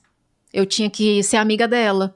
Eu tinha que amar ela. Eu tinha esses conceitos de perdão que eu acho que ferra as pessoas, sabe? Porque é um perdão impossível. Eu lembro, inclusive, essa sessão foi muito forte pra mim. Eu me lembro bastante dela. Me lembro com alguns detalhes, porque alguns momentos me marcaram muito. Eu chorei, foi muito emocionante pra mim, assim. Me tocou profundamente, porque você tá vendo a sua interpretação dos eventos que aconteceram com você naquele momento. Então, pra mim foi interessante ver que em alguns momentos você tinha resistência pra perdoar. Eu lembro que teve 3 fatos que me chamaram a atenção, obviamente que eu não vou abrir aqui, mas num deles você... Eu não quero perdoar, né? Teve alguma coisa, eu não quero perdoar, que é o natural, né? As pessoas, eu não quero, essa pessoa me fez muito mal, por que eu vou perdoá-la, né? Mas, com a condução de um profissional extremamente experiente, que foi o Dr. Carlos, ele conseguiu fazer com que você desse uma outra percepção e depois você aceitou. Isso que pra mim foi muito interessante. E você perdoou. Perdoei. E isso pra mim foi o que fez toda a diferença. Porque ele mudou a percepção do perdão pra mim. Então, o que ele falou? Você não tem que concordar com o que ela fez com você. Você não tem que gostar. Eu falei, opa, tá ficando interessante. Tá ficando melhor esse negócio. Tá melhor. E outra, o perdão não é pra ela. É pra você. Porque às vezes a gente tem essa coisa de parece que eu não vou perdoar ela porque é como se fosse um favor, né? Mas não é. Ele falou assim, ela não merece isso, né? A gente fala, essa pessoa não merece isso. E ele falou, às vezes ela tá vivendo a vida dela, nem lembra que você existe, né? E você continua carregando essa pessoa. É verdade. E ele falou assim, você só tem que entender que ela foi programada pra ser assim. Do mesmo jeito que você é assim hoje, por causa de tudo que você passou, ela fez aquilo com você por causa das coisas que ela passou. E aí, isso é perdão, você liberta isso. E o que aconteceu depois que você passou por essa hipnoterapia? O que mudou na sua vida? Porque, assim, não foi no primeiro dia. Deve ter sido no 3º, no 4º? Eu lembro que assim. Você lembra que depois da sessão a gente foi no show de hipnose? Lembro. E era uma coisa que eu jamais faria porque eu fui no palco? Então, eu fiquei sabendo do Edu. Eu não fui no show. Eu acho que eu não fui no show. Eu tava muito cansado. Vocês são muito... Vocês têm uma energia que eu não tenho. Você não foi? Até que a gente pegou carona com você. Eu fui, é verdade. Olha como eu sou maluco. A gente pegou carona com você. Eu fui, é verdade. Eu lembro disso. Aí a gente foi pro show e eu fui pro palco. E tipo assim, era uma coisa que eu jamais faria na minha vida. Caraca. Eu jamais faria aquilo. Porque por conta do bullying eu era muito tímida. Foi depois, a gente terminou a terapia e foi. Tá. Né? E já era uma coisa assim, e eu só fui me dar conta quando me falaram. Falou assim, Érica, antigamente você subiria? Eu falei, não. Nossa, é verdade, eu subi, né? Caramba. Então foi natural. E é isso que acontece na hipnoterapia. Vai acontecendo de forma tão natural que você não é aquela assim, depressão, não mais depressão. Ele é natural. E aí, igual você falou, aí nos próximos dias, aí eu fui sentindo que os sintomas foram ficando cada vez mais fracos, até eu ter remissão total. Foi surreal, porque a gente teve tempo de te conhecer nos primeiros dias, eu não lembro exatamente quantos dias foram, mas a gente teve tempo de te conhecer, a gente não sabia dos detalhes da sua história, mas a gente sabia, você sabe, fulano de tal dá risada por qualquer coisa, a outra pessoa é mais fechada, o outro é mais quietão, você tinha a sua característica. Só que depois que você passou pelo processo, no dia seguinte, você já era outra pessoa. E todo mundo notou isso. Foi. Você lembra disso? As pessoas começaram a falar, você tá diferente, você tá dando mais risada, você tá mais animada. As pessoas perceberam. Não foi só você, né? Sim. E olha que ainda eu duvidei, hein? Porque eu falei assim, não, eu acho que essa animação toda é porque eu tô em São Paulo, eu tô com a turma, tá legal, tô fazendo uma coisa diferente. Você ainda não acreditou? Não, ainda falei assim, vamos ver como vai ser quando eu voltar pra Londrina. Vamos ver como é que vai ser o dia a dia, né? E aí isso foi me surpreendendo mesmo, porque um dia eu acordei e falei, não tô triste. Tá, beleza, vida que segue. Aí eu consegui dormir, eu lembro que eu levei Rivotril pro treinamento, e no dia seguinte eu não tomei. Foi mesmo. E foi indo assim, tanto que, olha como o cérebro é doido, né? Teve uma vez que eu falei assim, cara, cadê aquela depressão? que estranho. Não, peraí, vou tentar Tá faltando algo. Foi isso que eu senti. Porque eu não sabia como que eu era sem ser daquele jeito. Falta um negócio mesmo, sabe? Tantos anos, né? Vivendo com aquele sentimento, né? Sim. E aí sua vida mudou daí depois daquilo ali, o que aconteceu profissionalmente? Porque daquele momento que você saiu, que você começou a ter uma percepção de que o sentimento, aquela depressão que você tinha foi diminuindo gradativamente, mas para você sair dali até você decidir largar a arquitetura e virar profissional para ajudar as pessoas que passam pelo que você passou, o que aconteceu nesse intervalo? Então, só aconteceu. Porque, assim, eu não tinha intenção nenhuma de virar hipnoterapeuta. Zero. Marcelo, eu fui fazer o treinamento... Eu lembro. Você falou que você queria passar por... Você queria resolver seu problema. Eu lembro que você falou isso. Só isso. Eu fui lá porque, assim, eu quero ver qual é que é, né?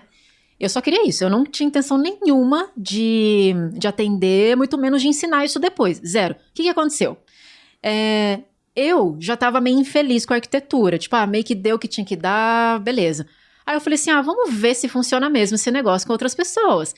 O primeiro atendimento que eu fiz, eu não sei se eu dei sorte, né, mas enfim, sabe assim, eu falei, porque quando você tem a tua primeira experiência profissional, assim, com um negócio que você nunca fez antes e dá muito certo, você fala, nossa, né, foi um caso de fibromialgia. Sério? Sério. Caramba, não é um negócio trivial, você já pegou uma bucha, né? Fibromialgia, pressão alta, depressão, ansiedade, um monte de coisas, né.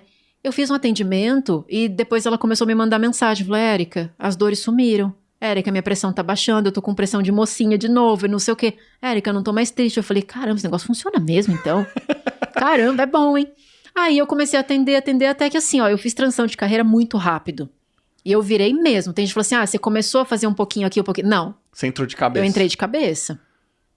Aí comecei a fazer outros cursos, aí eu abri minha sala, fui atendendo e aí não parei nunca mais. Você começou em Londrina... Comecei em Londrina. E aí você se mudou para São Paulo agora, né? Sim. Você tá atendendo aqui? Tô. A gente encerrou os nossos atendimentos em Londrina. Por quê? Por conta da pandemia, que foi uma coisa interessante pra gente, porque a gente tinha aquela coisa de, não pode atender online, hipnoterapia, porque é perigoso, porque isso, porque aquilo. Era assim, pandemia, todo mundo desmarcou, e aí você vai fazer o quê, né? E aí a gente começou a fazer o atendimento online e deu super certo. Tanto que hoje os nossos atendimentos, 80% é online. A gente atende pessoas do mundo inteiro, assim. Então presencial é só quem realmente quer. Sabe assim, eu faço questão de estar ali com você. E é o mínimo. Eu lembro que tinha muita mensagem que falava assim, tem alguém dos grupos que a gente participava, né? Tem alguém da cidade não sei aonde, porque a gente tá precisando de um hipnólogo por aqui. E era no mundo inteiro, né? Puta, Espanha, Portugal, não sei aonde, né? Hoje a gente já faz isso com o pé nas costas, assim, sabe? Online. Tanto que esse é o nosso plano, né? Poder morar em outros lugares, ficar temporadas em lugares diferentes e atender. E fazer a distância. Isso. E você consegue despertar a emoção... Mesmo, você pede pra pessoa botar um fone, como é que funciona a hipnose à distância? A gente passa todas as instruções, né? Porque eu falo assim, gente, a pessoa fala, tem um risco da pessoa que acontecer alguma coisa. Eu falo, tudo que é conversado não sai caro, né? Então eu explico pra ela tudo que pode ou não acontecer. Falou, se a emoção fica forte demais e você achar que, não dou conta, é só você abrir o olho. E tudo bem, a gente respira e volta. Mas tudo bem, é justamente isso que eu quero. É isso que eu quero na sessão, que você traga essa emoção. E eu dou todas as instruções. Olha, fone, bateria, internet tem que ser, excelente, né? Fica num lugar onde ninguém vai te incomodar. Coloca um travesseirinho no colo, né? Pra descarregar a emoção. Lenço por perto. É isso. A gente arruma todo o negócio. E no final das contas, Marcelo, parece que só tem um vidro na minha frente. É isso. Porque a sessão, quem passa por uma sessão de hipnoterapia, você não enxerga, né? Você tá de olhos fechados. Você tá super imerso. Então, teoricamente, o que você tá vendo é o que quem está te conduzindo, né? A você pensar no que precisa pensar, a você fazer o que precisa fazer. O trabalho é todo da pessoa, não é do hipnólogo, né? Exatamente. Aí é só isso. Fecha os olhos, embarca na emoção e faz o que tem que ser feito. Muito legal. E teve um caso que a gente viu muitos casos, né? Quando a gente estudou, você deve ter visto muito mais do que eu. Mas teve um caso que me chamou muita atenção, que foi um caso do Tony Robbins tratar um gago de muitos anos. E a gente estudou sobre gagueira e é um dos sintomas mais fáceis de serem resolvidos, né? Poucas pessoas sabem disso.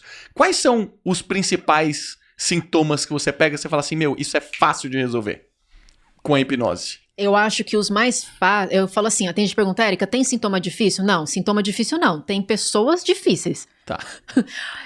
O que pode dificultar é a própria pessoa, mas sintoma não vejo nenhuma dificuldade. Mas assim, os mais fáceis justamente é fobia, gagueira, também bem tranquilo, eu acho, né? E sintomas mais acentuados, por exemplo, quando tem muita...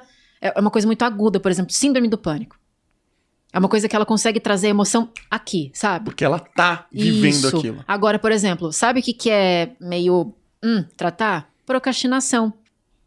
Porque é aquela coisa meio assim... Até a pessoa não ficar realmente muito incomodada por ela estar daquele jeito... É difícil. É difícil. Entendi.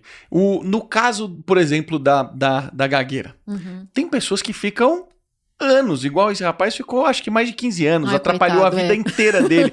Ele falou assim, eu não conseguia um emprego, porque eu ia na entrevista de emprego e eu chegava lá e não conseguia falar. Não, e sofre um bullying... A pessoa olhava pra mim e falava, poxa, qual trabalho hoje que você não precisa se comunicar? Pois é. Mesmo que você trabalhe com... Mesmo que você seja um programador que fica o tempo inteiro na frente do computador, você precisa se comunicar. Com alguém você vai ter que falar, né? Então ele não conseguia emprego, você já afetou a vida dele brutalmente. Você já pegou casos tipo esse, assim, e resolve imediato, igual esse caso? Eu falo que o Tony que Robbins? define a rapidez do resultado é a entrega da pessoa. Tá. Se ela entregar mesmo, se ela trouxer emoção e fizer o que tem que ser feito, muito provavelmente vai ser bem rápido o resultado. A pessoa sai falando, Sai. na hora. Sim, sai. E o negócio da gagueira é interessante, né? Porque a gente vê mais homens gagos, né? Você não vê mulher gaga, né? Pelo menos eu nunca vi. Você já viu mulher gaga? Uma boa pergunta. Agora que você fez, eu tô pensando aqui. Eu não me recordo de nenhuma mulher Normalmente gaga, é é homem, verdade. né? É verdade. Porque homem que normalmente escuta, homem não chora, engole o choro. Esses são causas, né? É. Acho que tem duas principais causas, né? A gagueira. Que a gente... Acho que pela experiência dos hipnólogos. Uma era, que eu me recordo, era essa. Quando a mãe fala pro filho, engole o choro.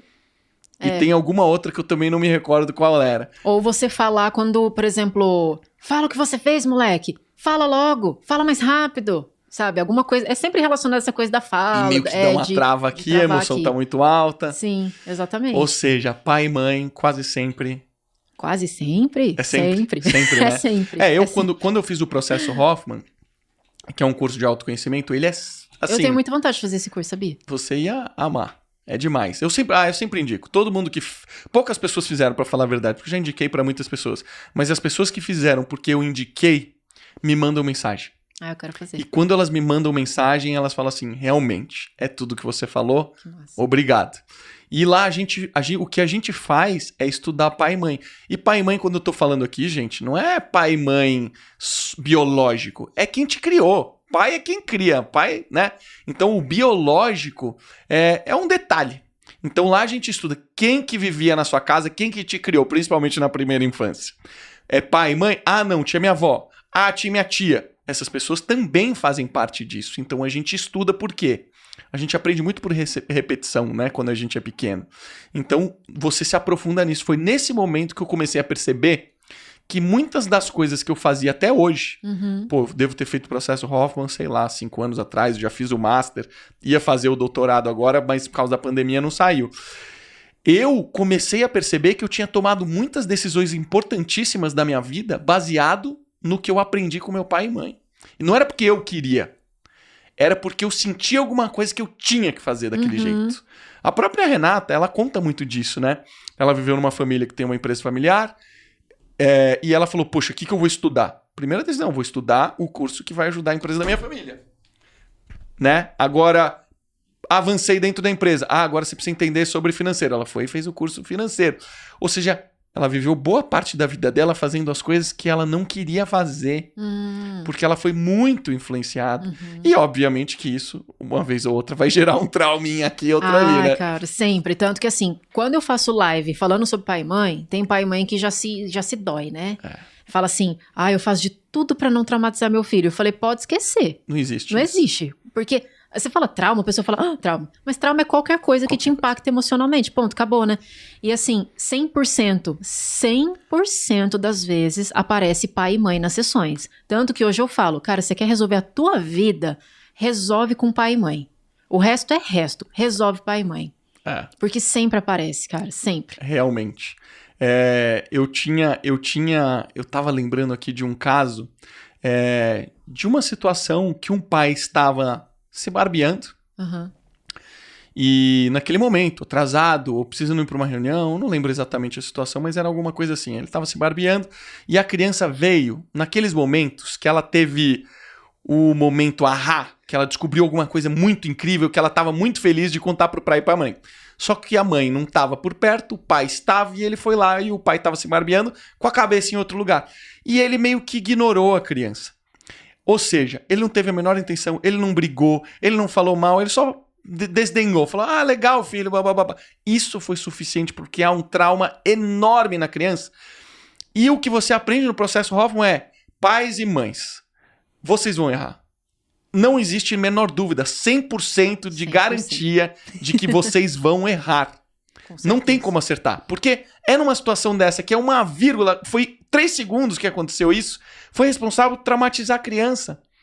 Não teve intenção ali, não teve emoção, mas para a criança era importante, era um momento importante. Sim. Né? Ela precisava de atenção ali, não aconteceu. E isso, o que eu acho mais louco da hipnose é que isso aconteceu quando essa criança devia ter 5 a 7 anos, e ela vai viver a vida, e ela só vai descobrir esse trauma, se descobrir, quando ela estiver muito mais velha, né? E quantas outras coisas aconteceram no meio do caminho? E esses outros traumas que aparecem, como é que é a relação desse primeiro trauma versus esse monte de que vai acontecendo no resto da vida, né? É aquele exemplo que a gente usa do copo, né? Sei lá, a gente tem uma garrafa aqui, enfim. Que a gente fala assim, que o sintoma, você só tem percepção do sintoma quando tem a última gota que cai aqui. A última gota, que a gente chama de ECF, né? O efeito causador final, que é o quê? É o que fez você ter o sintoma. Então tem muita gente que fala assim, Érica, minha depressão começou depois da morte do meu avô. É sempre ECF. Sempre CF. Por isso que eu falo, não acredita na mente consciente, porque a mente consciente mente. O síndrome do pânico começou, foi por causa da batida de carro. Não foi, ela foi só a gotinha d'água. E aí, o ECI, que a gente fala que é a causa, né, o efeito causador inicial, é a primeira gotinha. É a primeira vez que você teve contato com essa emoção. Então, aquele cara que estourou no trânsito, não é a primeira vez que você sente isso. Vai para a primeira vez na sua vida que você sentiu isso. E aí, ele traz aquelas cenas assim, eu tava brincando com o meu carrinho, meu irmão mais novo chegou e tomou de mim. Eu fui lá atrás dele pra pegar de volta e meu pai falou, não, dá pro teu irmão porque ele é mais novo, você tem que dar pra ele porque você é o irmão mais velho. E aí eu fiquei... E aí, quando ele sente que alguém tá fazendo uma coisa que ele não gosta, ele vai lá e aquela raiva vem de novo. Então esse é o ECI. O que é tudo isso daqui da garrafa? A gente chama de ECS, né? Que são o mais do mesmo, o mais do mesmo, mais do mesmo. Então, por exemplo, assim, meu irmãozinho mais novo nasceu. O que você sentiu? Abandonado e rejeitado porque eu perdi meu lugar. Isso eu sei, porque pra quem tá só escutando, ela tá apontando aqui pra garrafa no comecinho da garrafa. Ou seja, o primeiro evento, né? A primeira gotinha no copo. Tá, beleza, ficou ali. Aí ele vai pra escola e ele é aquele menino que ninguém escolhe ele pra fazer trabalho junto, ele é o que sobra. Aí ele fala, putz, de novo, abandono e rejeição? Mais uma gotinha. Vai enchendo a garrafa. Vai enchendo. Aí ele conhece uma menininha, começa a gostar dela. Aí não sei o que, ele acha que ela tá gostando dele também. De repente ele vê ela com um amigo. Abandono e rejeição de novo. Aí ele vai pro emprego e o chefe fala assim, olha, a gente tá desligando o pessoal, infelizmente você é uma das pessoas. E isso pode ser a gota d'água pra ele começar a ter algum sintoma.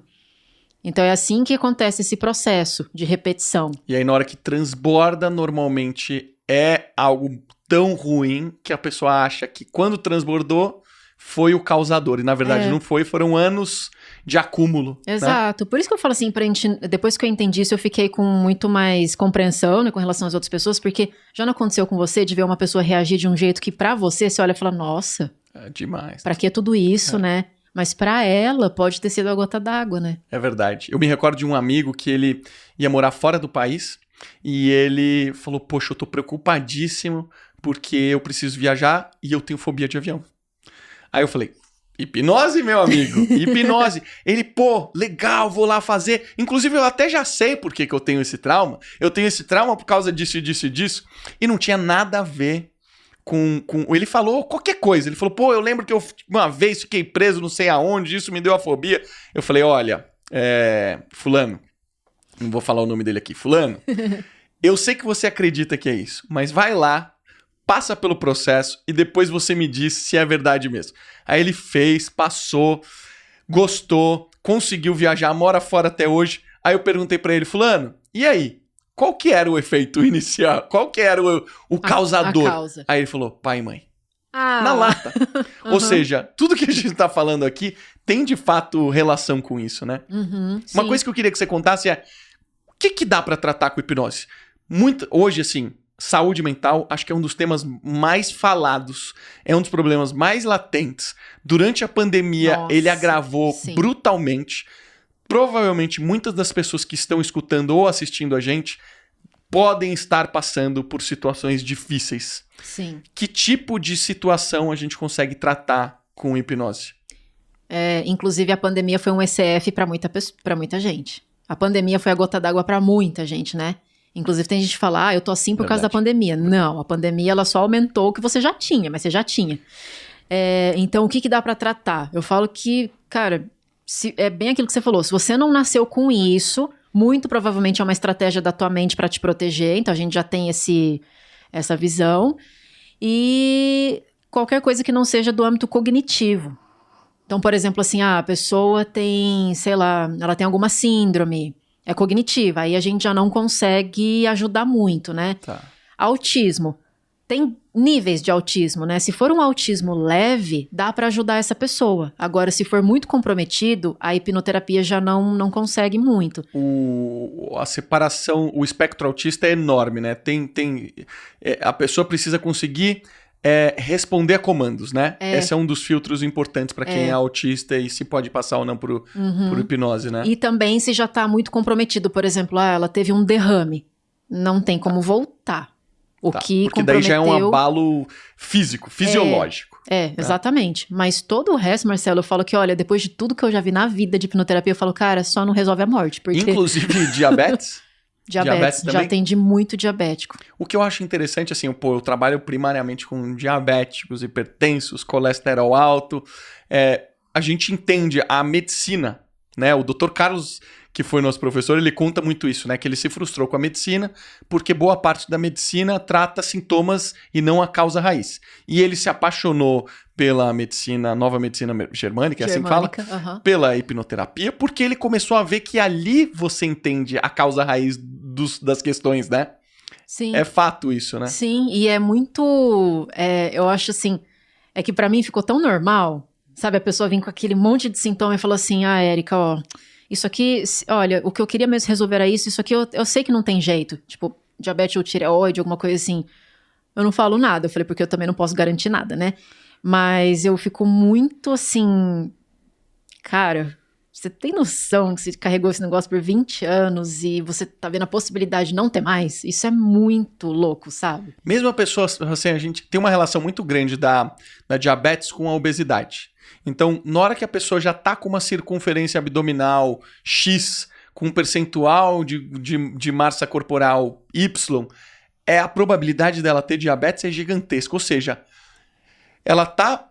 O espelho deveria funcionar como um feedback, né? Mas tem muitas pessoas que têm muita dificuldade por isso, né? Poxa, tô engordando, tem gente que não consegue mesmo. Então, mesmo nessas situações que a obesidade influenciou a diabetes, mesmo assim você já teve casos que você consegue reverter o diabetes. Sim. E a pessoa começa a funcionar normalmente. Sim, até porque, você fala, né? Você falou da pessoa que é obesa, provavelmente ela vai ter diabetes, provavelmente vai ter problema de coração e entre outras coisas, porque um sintoma puxa o outro. É verdade. Lembra aquilo que eu falei assim, a mente, ela precisa do sintoma pra te proteger. Se ela lança a mão de um sintoma, normalmente começa emocionalmente. Aí você não presta atenção, ela fala, bom, beleza, esse cara não prestou atenção nessa ansiedade. O que eu posso fazer pra ele prestar atenção nesse negócio? Pânico? Vamos pra pânico, né? Tá, aí você vai lá e toma um remédio pra pânico. Tá, não tem mais essa estratégia. Quem sabe enxaqueca? Aí você vai lá e toma um remédio. Por isso que as pessoas vão colecionando o sintoma. E, por exemplo, essa questão da obesidade mesmo. Mais de 80% das cirurgias bariátricas que as pessoas realizam, volta. Sim, meu pai. Ele fez? Meu pai e minha mãe fizeram cirurgia bariátrica. Minha mãe, ela conseguiu entender que aquilo ali era um mecanismo para ela voltar a ter bons hábitos. O meu pai não conseguiu, porque ele continuou com os velhos hábitos, continuou comendo... Ele adora queijo, queijo é ultracalórico e ele não conseguia. Ele só foi conseguir... Pô, Gabriel, o Muralha não para de roncar aí, pô. Nosso... Pô, Muralha. Muralha é o nosso cachorrinho. Muralha, para de roncar, tá atrapalhando. Então, eu tava contando do meu pai fez a cirurgia bariátrica e não conseguiu. Ele só foi conseguir agora, através dos hábitos, ele incorporou os hábitos. Sabe quando ele... É o que você falou, assim, ele deu chega. Ele falou, chega. Vivi a vida inteira assim, agora eu não quero mais. Meu pai tá começando a ficar magrinho, tá quase no meu peso. Legal. Meu pai já pesou quase 150 quilos, então foi bem obeso. Uhum. Teve muitos problemas, até menos do que eu acho que deveria ter pelo peso que ele atingiu. Mas interessante saber que a hipnose resolve, inclusive, esses casos assim. E eu gosto de tratar esses casos de obesidade porque é visível. Quando a pessoa, sabe, a pessoa chega assim, você fala, nossa, a pessoa, olha, perdi 8 quilos, perdi 7 quilos. E normalmente a causa da obesidade, das pessoas que têm sobrepeso, é proteção. Proteção? É proteção. Porque, por exemplo, você não vê animal obeso na natureza, né? Que eu falei, isso não existe. E você percebeu que os animais que são grandes, eles não têm a estratégia da velocidade, por exemplo? Elefante, hipopótamo, eles não têm garra. Eles precisam de uma outra estratégia, que é o peso, para se proteger. Então, o que acontece? É mais fácil você chutar um gato ou você chutar um elefante? Um gato. Por que você precisa ser elefante? Normalmente é proteção, né? E eu já atendi alguns casos, não tô dizendo que o abuso causa isso, mas muitos casos de pessoas com sobrepeso que eu atendi, principalmente mulheres, tinham alguma relação de abuso para se proteger. E as pessoas sabiam disso? Nesse caso, por exemplo, as pessoas sabiam disso? Não. Ou é uma surpresa? Na hora que ela saiu da terapia, putz, você sai totalmente consciente de tudo que você viveu, Sim. né? É uma surpresa, a maioria das vezes? Tanto que durante a sessão eu vou falando assim pra pessoa, faz sentido pra você que o teu corpo tá por causa disso aqui? A pessoa, nossa, faz muito, sabe? Eu vejo que tá batendo com o que eu tô dizendo, ela se emociona. Teve um caso que eu atendi que foi clássico disso. Ela começou a ganhar peso pra se defender dos homens. Porque ela passou uma vida sendo assediada e ela entendeu que isso fazia mal. E qual que é a estratégia? Como é que eu paro dos Como homens é que me eu acessarem? paro de fazer isso? Foi a estratégia dela, cada um tem uma, né? E aí ela falou, nossa, eu nunca ia ter pensado nisso. Nunca. Caraca, agora, Érica, a hipnose, acho que uma das primeiras... A hipnose é algo muito antigo, né? Mas quem estudou psicologia e estudou Freud, sabe que ele fez muitos experimentos com a hipnose. Ele foi fascinado pela hipnose por um período. E depois ele meio que falou, não, esse negócio aqui não funciona. De lá pra cá passaram muitos anos. A hipnose mudou completamente. O que você diz a respeito desse posicionamento de Freud hoje em 2021? Então, quando eu ensino sobre esse conteúdo, né, de onde que veio a hipnose e tudo mais, hipnose existe desde que civilização existe, porque é um estado natural da mente, né? Freud realmente estudou hipnose, mas tem esse estigma de que, tipo assim, hipnose não é bom porque Freud abandonou, então não presta. Exato, né? As pessoas falam isso. E ele não abandonou porque não presta, mas ele abandonou porque na época que Freud trabalhava com isso, não tinha método. Era tudo muito assim, cada um faz de um jeito, esse aqui parece que deu certo fazendo isso, era tudo muito experimental. Então não tinha, você vai fazer assim, assim, assim e vai dar certo. Por isso que ele falava, olha, com algumas pessoas vai, outras não, e o resultado não tá vindo. Porque ele também não fazia regressão à causa. Ele tratava sintoma. Então, por exemplo, assim, se fosse uma mulher, exemplo, que tá com leite empedrado. Ele dava sugestão direta. Ele falava assim, você vai chegar na sua casa e vai amamentar. Vai chegar na sua casa e vai amamentar. Beleza, ela chegava na casa dela e amamentava. Só que rapidinho empedrava de novo. Putz, tem que voltar. Ele falava, esse negócio não tá funcionando. Porque ele só tratava, no caso da hipnose, direto na causa. Aí ele falou, quer saber? Não dá certo pra todo mundo, esse negócio é muito demorado, vou abandonar. Então foi por isso, não é que não era bom, é que eles não tinham metodologia ainda, né? E como é que evoluiu a hipnose de lá pra cá? Essa linha que você segue, qual que é a diferença? Quem que criou essa linha e o que é essa linha? Hoje eu sigo hipnose clássica, né, que foi o que a gente aprendeu. Sim. Então hoje as duas grandes linhas, né, hipnose clássica e a hipnose ericksoniana, que é a conversacional, que é inclusive daqui que saiu a PNL. Programação neurolinguística. Ericksoniana é a que tem mais no mundo do coaching, né? Quem estudou coaching talvez tenha vivido algo nessa linha, né? Isso, que ela é mais... é bem isso, é conversacional mesmo, sabe? Não tem o transe formal, você vai conversando, vai usando metáforas, e é dali que surgiu o estudo da programação neurolinguística, né? Por quê?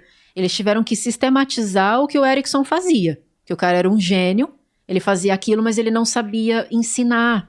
Então eles tiveram que dar um jeito, ó, vamos sistematizar esse negócio e o PNL, beleza. E eu sigo hipnose clássica, que é do Dave Elman. Ele é conterrâneo do Erickson, só que ele não ficou tão famoso assim. Só que o que aconteceu, o que mudou? Ele conseguiu criar um método. Ó, faz ABC que todo mundo consegue. E isso que fez facilitar o processo, porque eu acho que se eu tivesse seguido por outra linha, eu não ia saber direito o que eu tô fazendo, porque não bate até com a minha personalidade, né? Mais direta, mais rápido, mais assim e tudo mais. E é aí que surgiu a escola de hipnoterapia, né? Que foi onde a gente se formou. Sim. Que hoje eu acredito que boa parte dos hipnoterapeutas trabalhem com essa linha. Que é provavelmente mais efetivo. Acho que teve muito estudo científico, né? Ele tinha uma abordagem científica de falar, poxa, eu lembro que tinha uma história de que, poxa, a primeira pessoa vinha, entrava em transe, mas daí na segunda ela já ia mais fundo, na terceira ia mais fundo. Poxa, então, se a gente fizer tudo isso ao mesmo tempo, ou se a gente fizer isso dentro de algumas horas ao invés de dias, semanas, né? Sim. Eu acho que essa abordagem mais científica foi trazendo esse passo a passo, né? E o que facilitou, né? Porque hoje você consegue ensinar qualquer pessoa a fazer isso. É verdade. Ficou muito acessível, né? Ficou. Qualquer pessoa, obviamente que exige uma prática e uma teoria bastante, mas hoje todo mundo consegue entrar nesse universo, né? Até assim, no começo, né, quando eu tava nos atendimentos, perguntava assim, mas você é psicóloga? Tipo assim, quem é você, sabe, pra fazer isso, né? E, assim, realmente, hoje, qualquer pessoa que quiser aprender a ferramenta pode aprender. Qual foi o caso mais impressionante pra você, que você tratou e deu um bom resultado e mudou a vida da pessoa, assim como a sua vida foi mudada? Teve um caso que me impressionou. É que assim, quando as pessoas fazem essa pergunta pra mim, eu tenho um pouco de dificuldade pra responder, porque são tantos casos eu imagino. Que eu acho que é igual o médico, sabe? No começo, meu Deus, sangue, meu Deus. Aí no final das contas tem que ser técnico. Tá, é uma perna que chegou aqui, beleza. E assim, eu falo, não é que eu não tenho empatia, mas é que pra mim ficou muito rotineiro escutar problema, ver sintoma e pra mim é normal. Então ver uma pessoa toda despedaçada, eu acho normal. Ou seja, você já teve tantos resultados positivos de casos extremos que pra você tanto virou que, assim, normal. Pra mim, Marcelo, hoje o mínimo é dar certo. Quando a pessoa fala, nossa, tive resultado, eu falei, era o que era pra ter acontecido, né? Normal. Mas assim, o caso que marcou muito pra mim, porque eu falei, não, realmente a mente é muito louca mesmo. A mente faz umas coisas muito doidas. Que foi uma pessoa que me procurou, porque ela tava, além de outros sintomas, tipo, depressão, ansiedade, medo de falar em público, ela falou assim, olha, eu tô com um negócio que é assim. Eu percebi que quando eu tô numa reunião de trabalho e mais de uma pessoa começa a falar comigo, aquele negócio começa a me dar uma confusão mental, me dá um zumbido no ouvido e eu comecei a perder a audição. Falei, vou ficar surda. Aí ela falou assim, Érica, eu fui fazer o teste de audiometria, ela entrou naquela cabine, né, e eles começam a fazer alguns testes. E ela falou assim, tem um teste que é assim, eles fazem um barulho em algumas direções, você tem que falar, tá atrás, tá na frente? Ela falou, eu errei todos. E o cara falou, você vai ficar surda? Você perdeu não sei quantos % da tua audição. Ela falou, naquele momento eu comecei a chorar, porque eu falei, como que eu vou ficar surda? Do nada, né? Fizeram exames, por dentro tava tudo ok, tanto que eu sempre falo assim, quando as pessoas perguntam, Érica, tô ficando surda, né? A hipnoterapia pode me ajudar? Fez todos os exames? Tá tudo ok? Não tem nada que explique fisiologicamente? Então, beleza, aí a gente vai pro lado emocional. O que aconteceu com ela? Então, eu comecei a sessão dela já puxando essa emoção, né? Eu falei assim, olha, eu quero que agora você imagine aquele dia que você tava na cabine de audiometria e o cara falou, você vai ficar surda. Na hora ela já começou a chorar. Eu falei, fecha os seus olhos. Eu quero que agora você vá pra primeira vez que você aprendeu a sentir isso. Ela caiu numa cena que era assim, ela tava na escolinha, fazendo uma brincadeira de roda, eu não sei se você já brincou disso, eu não sei se era uma brincadeira muito específica, chamava lenço atrás, corre mais. Não, nunca vi isso. Não, é assim, você faz roda, aí um corre e fica indo atrás com o lenço, e quando ele derrubar o lenço atrás de você, você eu já tem que brinquei sair disso correndo. quando eu era muito pequeno. E pegar a pessoa, não é E pegar isso? a pessoa antes dela sentar. E aí, o que aconteceu? Eu falei, o que você tá sentindo? Porque nunca é a coisa, é o que a pessoa sentiu com relação àquilo. Ela falou assim, eu não tô entendendo. Eu não tô entendendo a regra. É pra eu correr agora? O que tá acontecendo? Eu não consigo chegar. Eu falei, como que você tá sentindo? Eu falei, eu me sinto boba. Porque eu não alcanço nunca, eu não tô entendendo esse jogo. Tá, beleza. Vai pra próxima vez que você aprendeu a sentir isso. O que tá acontecendo? Aí ela até colocou a mão assim no ouvido. Eu falei, o que tá acontecendo? Meu pai e minha mãe estão brigando. E o que mais tá acontecendo? Eles estão gritando. Eu falei, o que você tá sentindo? Eu tô tentando ouvir o que eles estão falando pra ver quem tá certo e quem tá errado. Vai pra próxima vez que você aprendeu a sentir isso. O que tá acontecendo? Ah, eu tô tocando flauta. E o que você tá sentindo? Eu tô triste. Por quê? Porque eu chego na escola e a professora fala, você vai ter que treinar. Chega em casa e treina, muito. Eu chego em casa, eu treino e minha mãe fala assim, para com esse negócio barulhento. Tá me enchendo o saco, você não me dá paz, para de tocar. E como que isso faz você sentir? Confusa. Eu não sei o que fazer. Olha o que a mente dela fez. Primeira vez, confusão, não tô entendendo o que tá acontecendo, barulho em volta de mim. Vai pra próxima. Meu pai e minha mãe gritando, um aqui, outro aqui. Não tô entendendo o que tá acontecendo. Vai pra próxima, flauta, som, né? Eu toco ou não toco? Tanto que ela falou que teve um apito na cabine, que ela falou que trouxe uma melancolia pra ela. Ela falou assim, tem um pi que vai diminuindo até você falar, tô ouvindo, parei de ouvir. Ela falou, nossa, tocou aquele pi, me deu uma tristeza, assim, eu não sabia por quê. O que a mente dela fez? Entendi. Pra você nunca mais passar por essas situações, é melhor você ficar surda. E qual que foi a gota d'água? Reunião. Tem um falando aqui, tem outro falando aqui, ó. Tum, acabou. Caraca, surreal. Aí esse eu não acreditei, cara. Eu falei, não, a mente é muito doida mesmo. Caraca, sério. Surreal. Eu sempre respondo aqui, você responde, na verdade, mas eu sempre pego aqui as perguntas dos nossos ouvintes. Sim. Eu seleciono aqui as melhores. Então, a Marília A. Jimenez, que veio do Instagram, perguntou o seguinte: a hipnose ajuda no emagrecimento? Se meu pai, que tava lá gordo pra caramba, sofrendo, queria... Meu pai fez dieta a vida inteira e não conseguia. Não é que ele não queria, ele começou dietas 1 milhão de vezes.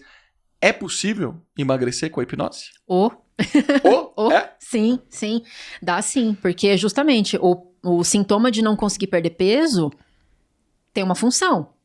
A mente dela não tá deixando ela perder peso por algum motivo, não é à toa. E aí o que acontece? Olha como não tem lógica. Ah, Érica, meus exames estão tudo bem, eu faço dieta, eu faço exercício, então a conta não tá fechando, né? Sabe aquela pessoa que fala assim, nossa, parece que se eu respirar eu engordo? Alguma coisa tá estranha. Então o que o organismo dela tá fazendo para que ela seja grande? Então, é só a gente ir atrás da causa e ressignificar para que ela não precise mais ter o sintoma. Inclusive, esse é uma das coisas que eu mais atendo. A pessoa vai entender o porquê que ela age daquela forma. Isso provavelmente vai tirar a compulsão alimentar dela, é isso? Tá ligado também. Por quê? Porque a compulsão alimentar, ela tá relacionada ao peso, porque como que eu vou fazer para me manter gordo? Preciso comer, né? Então, tem tudo a ver. E a compulsão também, se você for ver, ela é um vício, né? A compulsão é um vício, É um né? vício. Assim como, sei lá, ela podia ser viciada em cigarro, em TV, mas o negócio dela é comida. Então, se o cérebro sempre tá fugindo de dor e buscando prazer, por que ela é viciada em comida? Então tem dor ali pra caramba, né? Só tô pensando aqui nas pessoas que devem estar só maquinando aqui o que elas ainda não descobriram sobre a vida delas. A outra pergunta aqui é o seguinte. A Jéssica K. Souza. Grande Jéssica. Eu dei uma palestra. Ela me contratou recentemente para dar uma palestra essa semana. Beijo, Jéssica. A pergunta dela é a seguinte. Nos negócios, é possível de alguma forma utilizar a hipnose neste universo para melhorar a performance ou qualquer coisa nessa linha? Muito, muito, muito. Eu falo que assim, ó, a hipnose entra em todo o ambiente que você está falando de mente. Ou seja, pessoas. Então, com certeza. Por quê? Se a pessoa, de repente, eu tô com um problema, que seja de performance, que seja financeiro, que seja de alguma crença que tá limitando, é sintoma e tem causa também. Então, sim. Inclusive, tem gente que fala assim, nossa, eu vim tratar minha depressão, mas eu não sei se tem a ver, tá? Eu não sei se foi uma coincidência e eu também consegui uma promoção. Aí você fala, por que será que isso aconteceu, né? Será que ela não começou a... Depois que tratou a causa daquilo, além da depressão, ela também começou a ficar mais confiante? E nisso ela teve mais clareza pra tomar decisão? E aí o chefe dele enxergou ele com outros olhos? E aí ele se destacou? Entende? Então sim, com certeza. Interessante. Ela tinha mandado 2 perguntas, eu juntei aqui uma. Agora eu tenho uma pergunta eu, especificamente. Quando a gente tá falando de drogas, você comentou aqui no começo do programa que as drogas é uma das razões... ela abre espaço pro fator crítico... É uma das coisas que atravessa o fator crítico, né? E o que isso pode causar na vida de uma pessoa em relação a traumas? Porque se o fator crítico tá aberto, significa que a gente tem passe livre para reprogramar as emoções dessa pessoa. E a gente sabe que as drogas, elas aumentam tudo, né? As emoções ficam mais exacerbadas. Se você tá feliz, você fica muito mais feliz. Se você tá triste, você fica muito mais triste. Qual que é a consequência disso? Você já teve casos relacionados a esse ou estudou alguma coisa nessa linha? Eu tenho um pouco de restrição para tratar viciado. Por quê? Porque o problema do vício é que ele envolve prazer. Então, quase todas as pessoas que chegam pra mim e falam assim, Érica, eu queria tratar vício em tal coisa. Eu falei assim, mas você tá aqui por quê? Eu tô aqui senão minha esposa me larga. Ela não aguenta mais ir lá me buscar, eu caído lá no bar. Tá, mas se não fosse isso, você ia querer parar? Aí que tá. O motivo é fraco demais. A pessoa precisa querer, né? Exato. E aí você fala assim, a droga atravessa fator crítico? Sim, então se você entende que ela tá buscando prazer, ela tá fugindo de uma realidade que ela não quer, que é a vida dela, que deve estar muito dolorida. Ponto, beleza.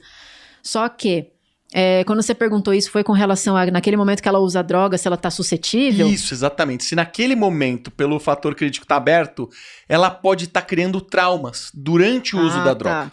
Tá. Não, por quê? Porque o fator crítico, eu falo assim, é uma parte da nossa mente, ou do cérebro, né, se a gente for falar de equivalência, que amadurece. Então, amadureceu, acabou. Só entra o que já existe. O fator crítico, ele começa a entrar nessa fase de amadurecimento, mas na adolescência. Tanto que é nessa fase, né, que os adolescentes começam a falar, não, agora eu sei o que eu quero, agora nananana, começa assim, você começa a ter opinião própria, julgamento, fator crítico, né?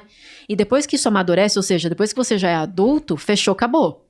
Então, o que vai acontecer no máximo? Você tem mais uma suscetibilidade de aceitar a sugestão, mas de verdade a sua mente só vai aceitar aquilo que já tem. Então, por isso que não é verdade quando as pessoas falam assim, fulano me influenciou a fazer aquilo porque ele me hipnotizou, porque ele me... Entendeu? A não ser que você perca a consciência total, fica dopado, mas não tem como acontecer uma coisa que você não quer. Agora vamos falar um pouco da parte do que o Pyong faz, que é a hipnose de palco, né? Pega uma pessoa, entrega uma maçã na mão dela, faz ela acreditar que aquilo ali é uma cebola e ela vai comer e vai sentir o gosto da cebola. Na verdade, a brincadeira é o inverso, né? Pega a cebola, diz que é maçã e a pessoa come e achando que tá deliciosa. Isso, é isso. O que tá acontecendo ali, nessas brincadeiras? Todo mundo que vê isso fala assim, e aí, acontece de verdade mesmo, né? Acontece.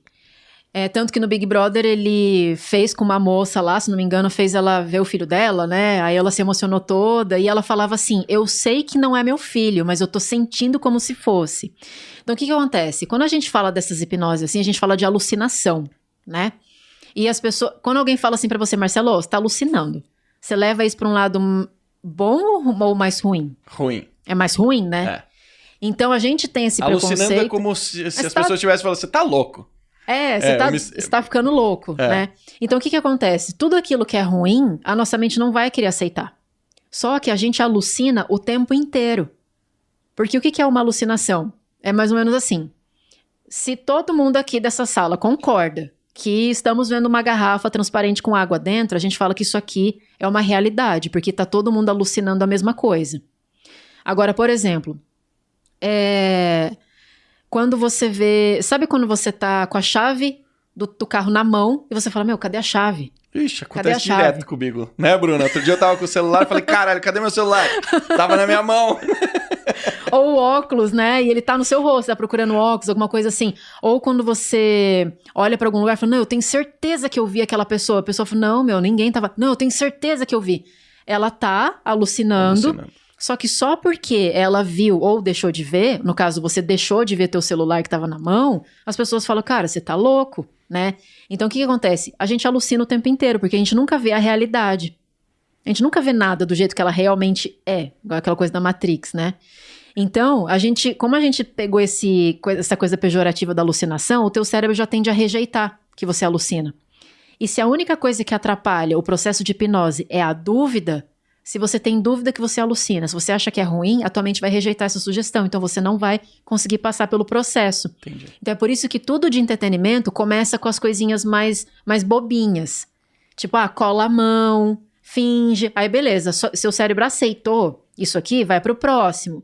Mão na cabeça, aí você vai aumentando o nível de dificuldade, até você ir para essas alucinações mais olfativas, visuais, então tem que ir quebrando as crenças, mas todo mundo consegue. E que brincadeiras dá pra fazer com a hipnose? No começo, né, que a gente tava empolgado com essas coisas assim, nossa, eu cheguei em casa, aí eu fiz meu pai esquecer o nome dele, né? E o meu pai, ele vai muito mesmo, até que chegou um pouco, ele chorou, porque ele não conseguia lembrar do nome. Ele começou a entrar em desespero, sabe? Então, e o Bruno também já fez isso com meu pai, assim, porque meu pai ele é muito facinho, né? Você fala qualquer coisa, ele vai, sabe? E aí eu fiz isso.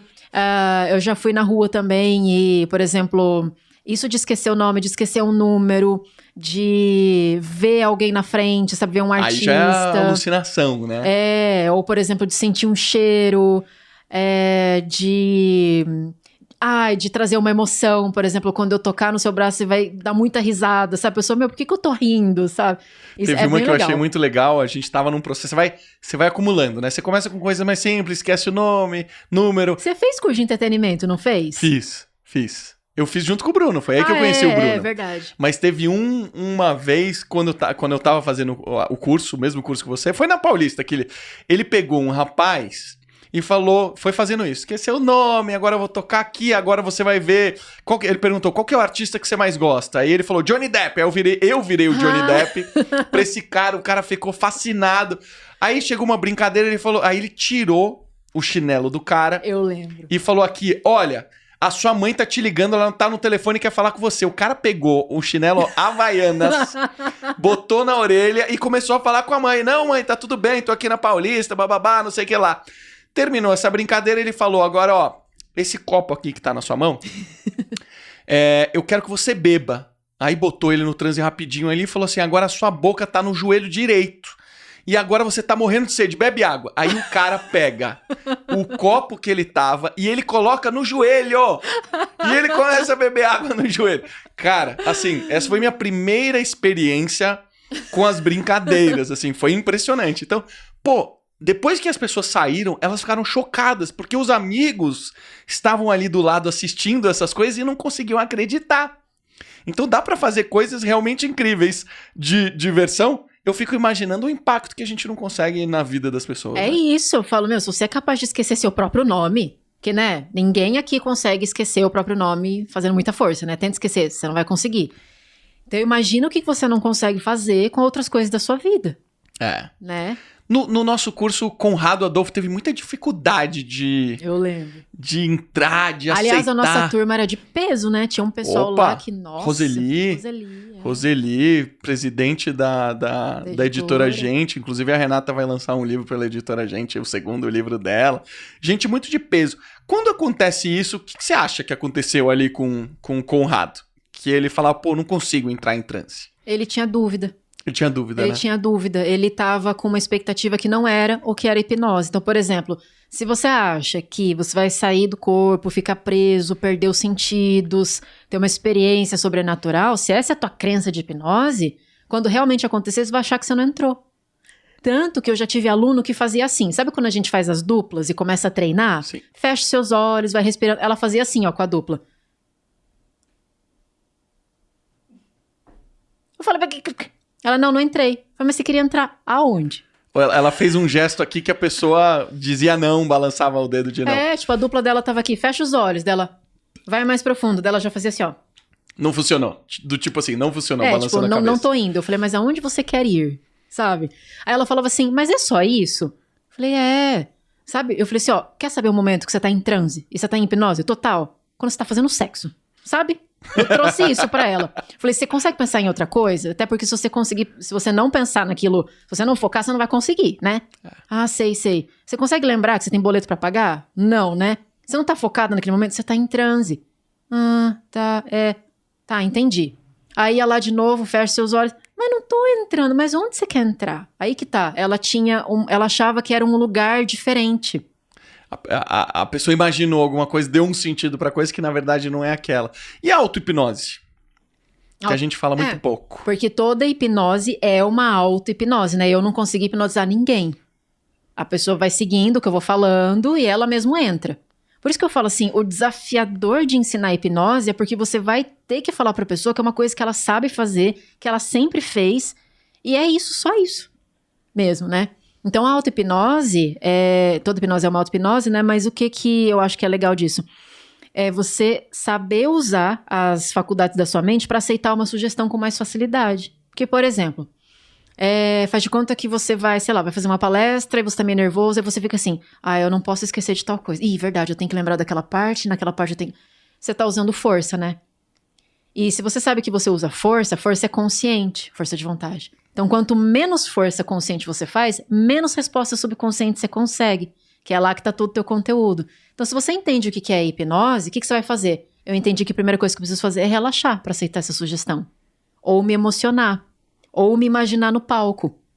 Ou alguma coisa assim. Então, você fecha os olhos, traz a emoção, se imagina lá no palco e você vai se sugestionando. Com coisas, claro, positivas, simples e diretas, né? Sempre as sugestões assim. E o teu cérebro tem muito mais probabilidade de aceitar se você fizer nessa técnica do que se você ficar assim, não vai dar certo. Não vai dar certo sim, eu vou dar conta. Tem um negócio que eu acho legal, que as crianças, quando ainda estão bem pequenininhas, e elas têm uma abertura muito fácil, né? É muito fácil você dar sugestão para criancinha. Sim. Então, quem estiver escutando a gente ou assistindo a gente, pode inclusive testar isso em casa, né? Sim. De dar sugestão quando a criança estiver pré-sono. É aquele momento que ela já fechou os olhinhos, ainda não está em sono profundo, está começando a engatar. O que os pais podem fazer para testar a hipnose com os filhinhos? Primeiro que os pais têm que saber que eles oficialmente são os primeiros hipnólogos dos filhos. É verdade. Pronto, acabou. Eles não precisam de indução nenhuma, de nada para que isso aconteça. E o que acontece? É que é uma pena, Marcelo, que eu não me identifico com esse público infanto-juvenil. Por quê? Os meus colegas que atendem criança é outra vida. Mais fácil. Adulto, você tem que explicar o que é hipnose, o que é, o que não é, como que vai ser hipnoterapia, e e vai ser uma sessão de 3 horas, né, criança é assim, você não tem que explicar nada, você só tem que ganhar a confiança dela, vamos brincar com a tia, vamos imaginar? Então feche seus olhinhos, pronto, acabou, 20, 30 minutinhos. É muito lúdico, né? É lúdico, acabou. Por isso que eu falo assim, o adulto que tem dificuldade de fazer hipnose, finge que você é criança.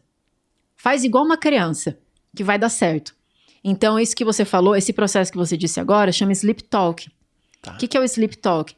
Justamente nesse momento, só que esse Sleep Talk, Marcelo, ele funciona mais pra criancinha mesmo, tá? Tipo 3, 4, 5 anos? É, bem novinha, e depende da maturidade dela também, porque tem criancinha já de 6 que não é tão criancinha assim, então tem que ser bem criancinha aí. Quando você coloca ela pra dormir, naqueles instantes que ela tá quase dormindo, você tem um gap ali de uns 5 minutinhos, é coisa rápida, para jogar sugestões positivas na mente dela. Então, por exemplo, assim, situações que você pode usar isso. Faz de conta que, sei lá, os pais estão se separando, momento que é bem comum. Ou tá mudando de escola. Ou tá mudando, o pai foi transferido. Ou a pessoa inquieta, a criança inquieta, não ou gosta briga. De ir pra escola, né? Alguma coisa assim. Ou tá algum mau comportamento, né? Qualquer coisa. Sempre a sugestão no positivo, né? Isso é muito importante. Por exemplo, assim, você não vai falar, você não vai mais ser tal coisa. Você não vai mais ser mal criado. Você não vai mais chorar. Não. É no positivo. Sempre dando segurança. Então, ó, mamãe e papai tá aqui, tá tudo bem, você pode continuar dormindo e eu vou falar com você agora. A partir de hoje, você tá seguro. Por exemplo, no caso dos pais se separando, né, que é uma instrução que a gente dá, ó. Isso é coisa do papai e da mamãe, você não tem nada a ver com isso. Papai e mamãe ainda te ama, você é seguro, você é forte e corajoso, você é muito amado, vai dar tudo certo, tá. Beleza, rapidinho, 5 minutinhos, acabou. Né? E isso tem que ser feito por repetição, né? Porque lembra que a mente aprende por 2 vias, ou alto impacto ou repetição. Só que quanto mais novinha for a criança, menos você vai ter que fazer. Tanto que esse negócio de falar com a barriga Super funciona. Provavelmente o bebê tá em transe. Não, teve um caso de um colega meu que o bebê dele nasceu e ele tava com um problema pra respirar, né? E os médicos já iam lá pra aspirar e tudo mais, e ele não queria que a mãe percebesse que o bebê tava em sofrimento. E ele tava na sala de parto, ele chegou perto e falou assim: filho, papai tá aqui, seu pulmão é forte, pode respirar, tá tudo bem, você consegue, seu pulmão é saudável. Passou tipo 10, 15 minutinhos, o médico voltou, ele falou: ué, não vai mais precisar entubar? O que aconteceu? Então, quanto mais jovem for a criança, mais forte é o impacto da sugestão. Espetacular. Érica, as pessoas que devem ter escutado isso daqui até o final devem estar muito curiosas. Muitas pessoas vão querer buscar essa solução, porque provavelmente passaram por situações traumáticas, tentaram de tudo, não conseguiram. Como elas te encontram? Podem me encontrar principalmente pelo Instagram, né? No Instagram. Você vai colocar, né? Na descrição. Sim, vou colocar. Mas fala também. É Érica Yumi 12. Meu Instagram. Érica Yumi com Y. Érica com K, Y1, M de Maria I, 12. Boa. Eu sempre abro caixinha. Se as pessoas te mandarem mensagem, ela consegue agendar contigo. Sim. Se a pessoa for de São Paulo, tem como fazer presencial. Se ela não for, online. Dá pra fazer online. Sim. Perfeito. Mais alguma mensagem que você gostaria de passar? Que eu acho que todo mundo deveria passar por uma experiência dessa pelo menos uma vez na vida. Mesmo a pessoa que, tô tudo bem, tô de bem com a vida, não tenho nada. São essas que tem, né? Toma essa! Não, mas assim, é um processo de autoconhecimento muito profundo, sabe? E isso não tem preço. Eu acho você saber quem você é. Lembra aquilo que eu falei no começo? A gente não sabe quem a gente é de verdade, né? E você saber por que você faz o que faz, sente o que sente, pensa o que pensa, é muito legal. Senão você passa uma vida no automático. É verdade. Isso é uma das coisas que eu mais falo e é uma das coisas que as pessoas menos conectam. Porque as pessoas... A gente sabe, né? Nosso corpo... A gente tá em 2021, mas nosso corpo ainda é da caverna. Total. A forma como o nosso subconsciente opera ainda é meio das cavernas, né? E as pessoas... Entra por aqui, sai por aqui. Não, eu me conheço sim, ele tá falando, ele é diferente, eu sou diferente, né? Eu já sei. Eu já sei. É impressionante isso. Queria te agradecer. Adorei o papo, foi demais. Acho que o pessoal vai aprender muito, aprender mais sobre a mente, eu acho que é fundamental. E principalmente, eu acho que gerar autoconhecimento. O Muralha tá com a patinha machucada. Ele chorou sozinho? Ele tá com a patinha machucada, cara. E ele, qualquer coisinha, ele dá uma mancadinha. Causou um trauma no cachorro. O Muralhinha aqui deu uma choradinha, por isso que a gente fez isso. Bom, de novo, Érica, obrigado por você ter vindo. Adorei, foi demais. Obrigado. Quero que você volte um dia com o Bruno e talvez com os próximos, os nossos colegas lá de curso, que a gente mantém contato até hoje, né? Sim.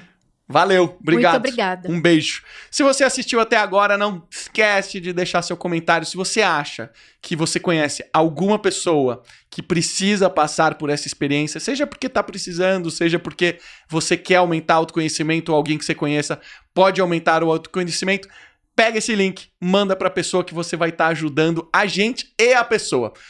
Um beijo para você e até a próxima semana.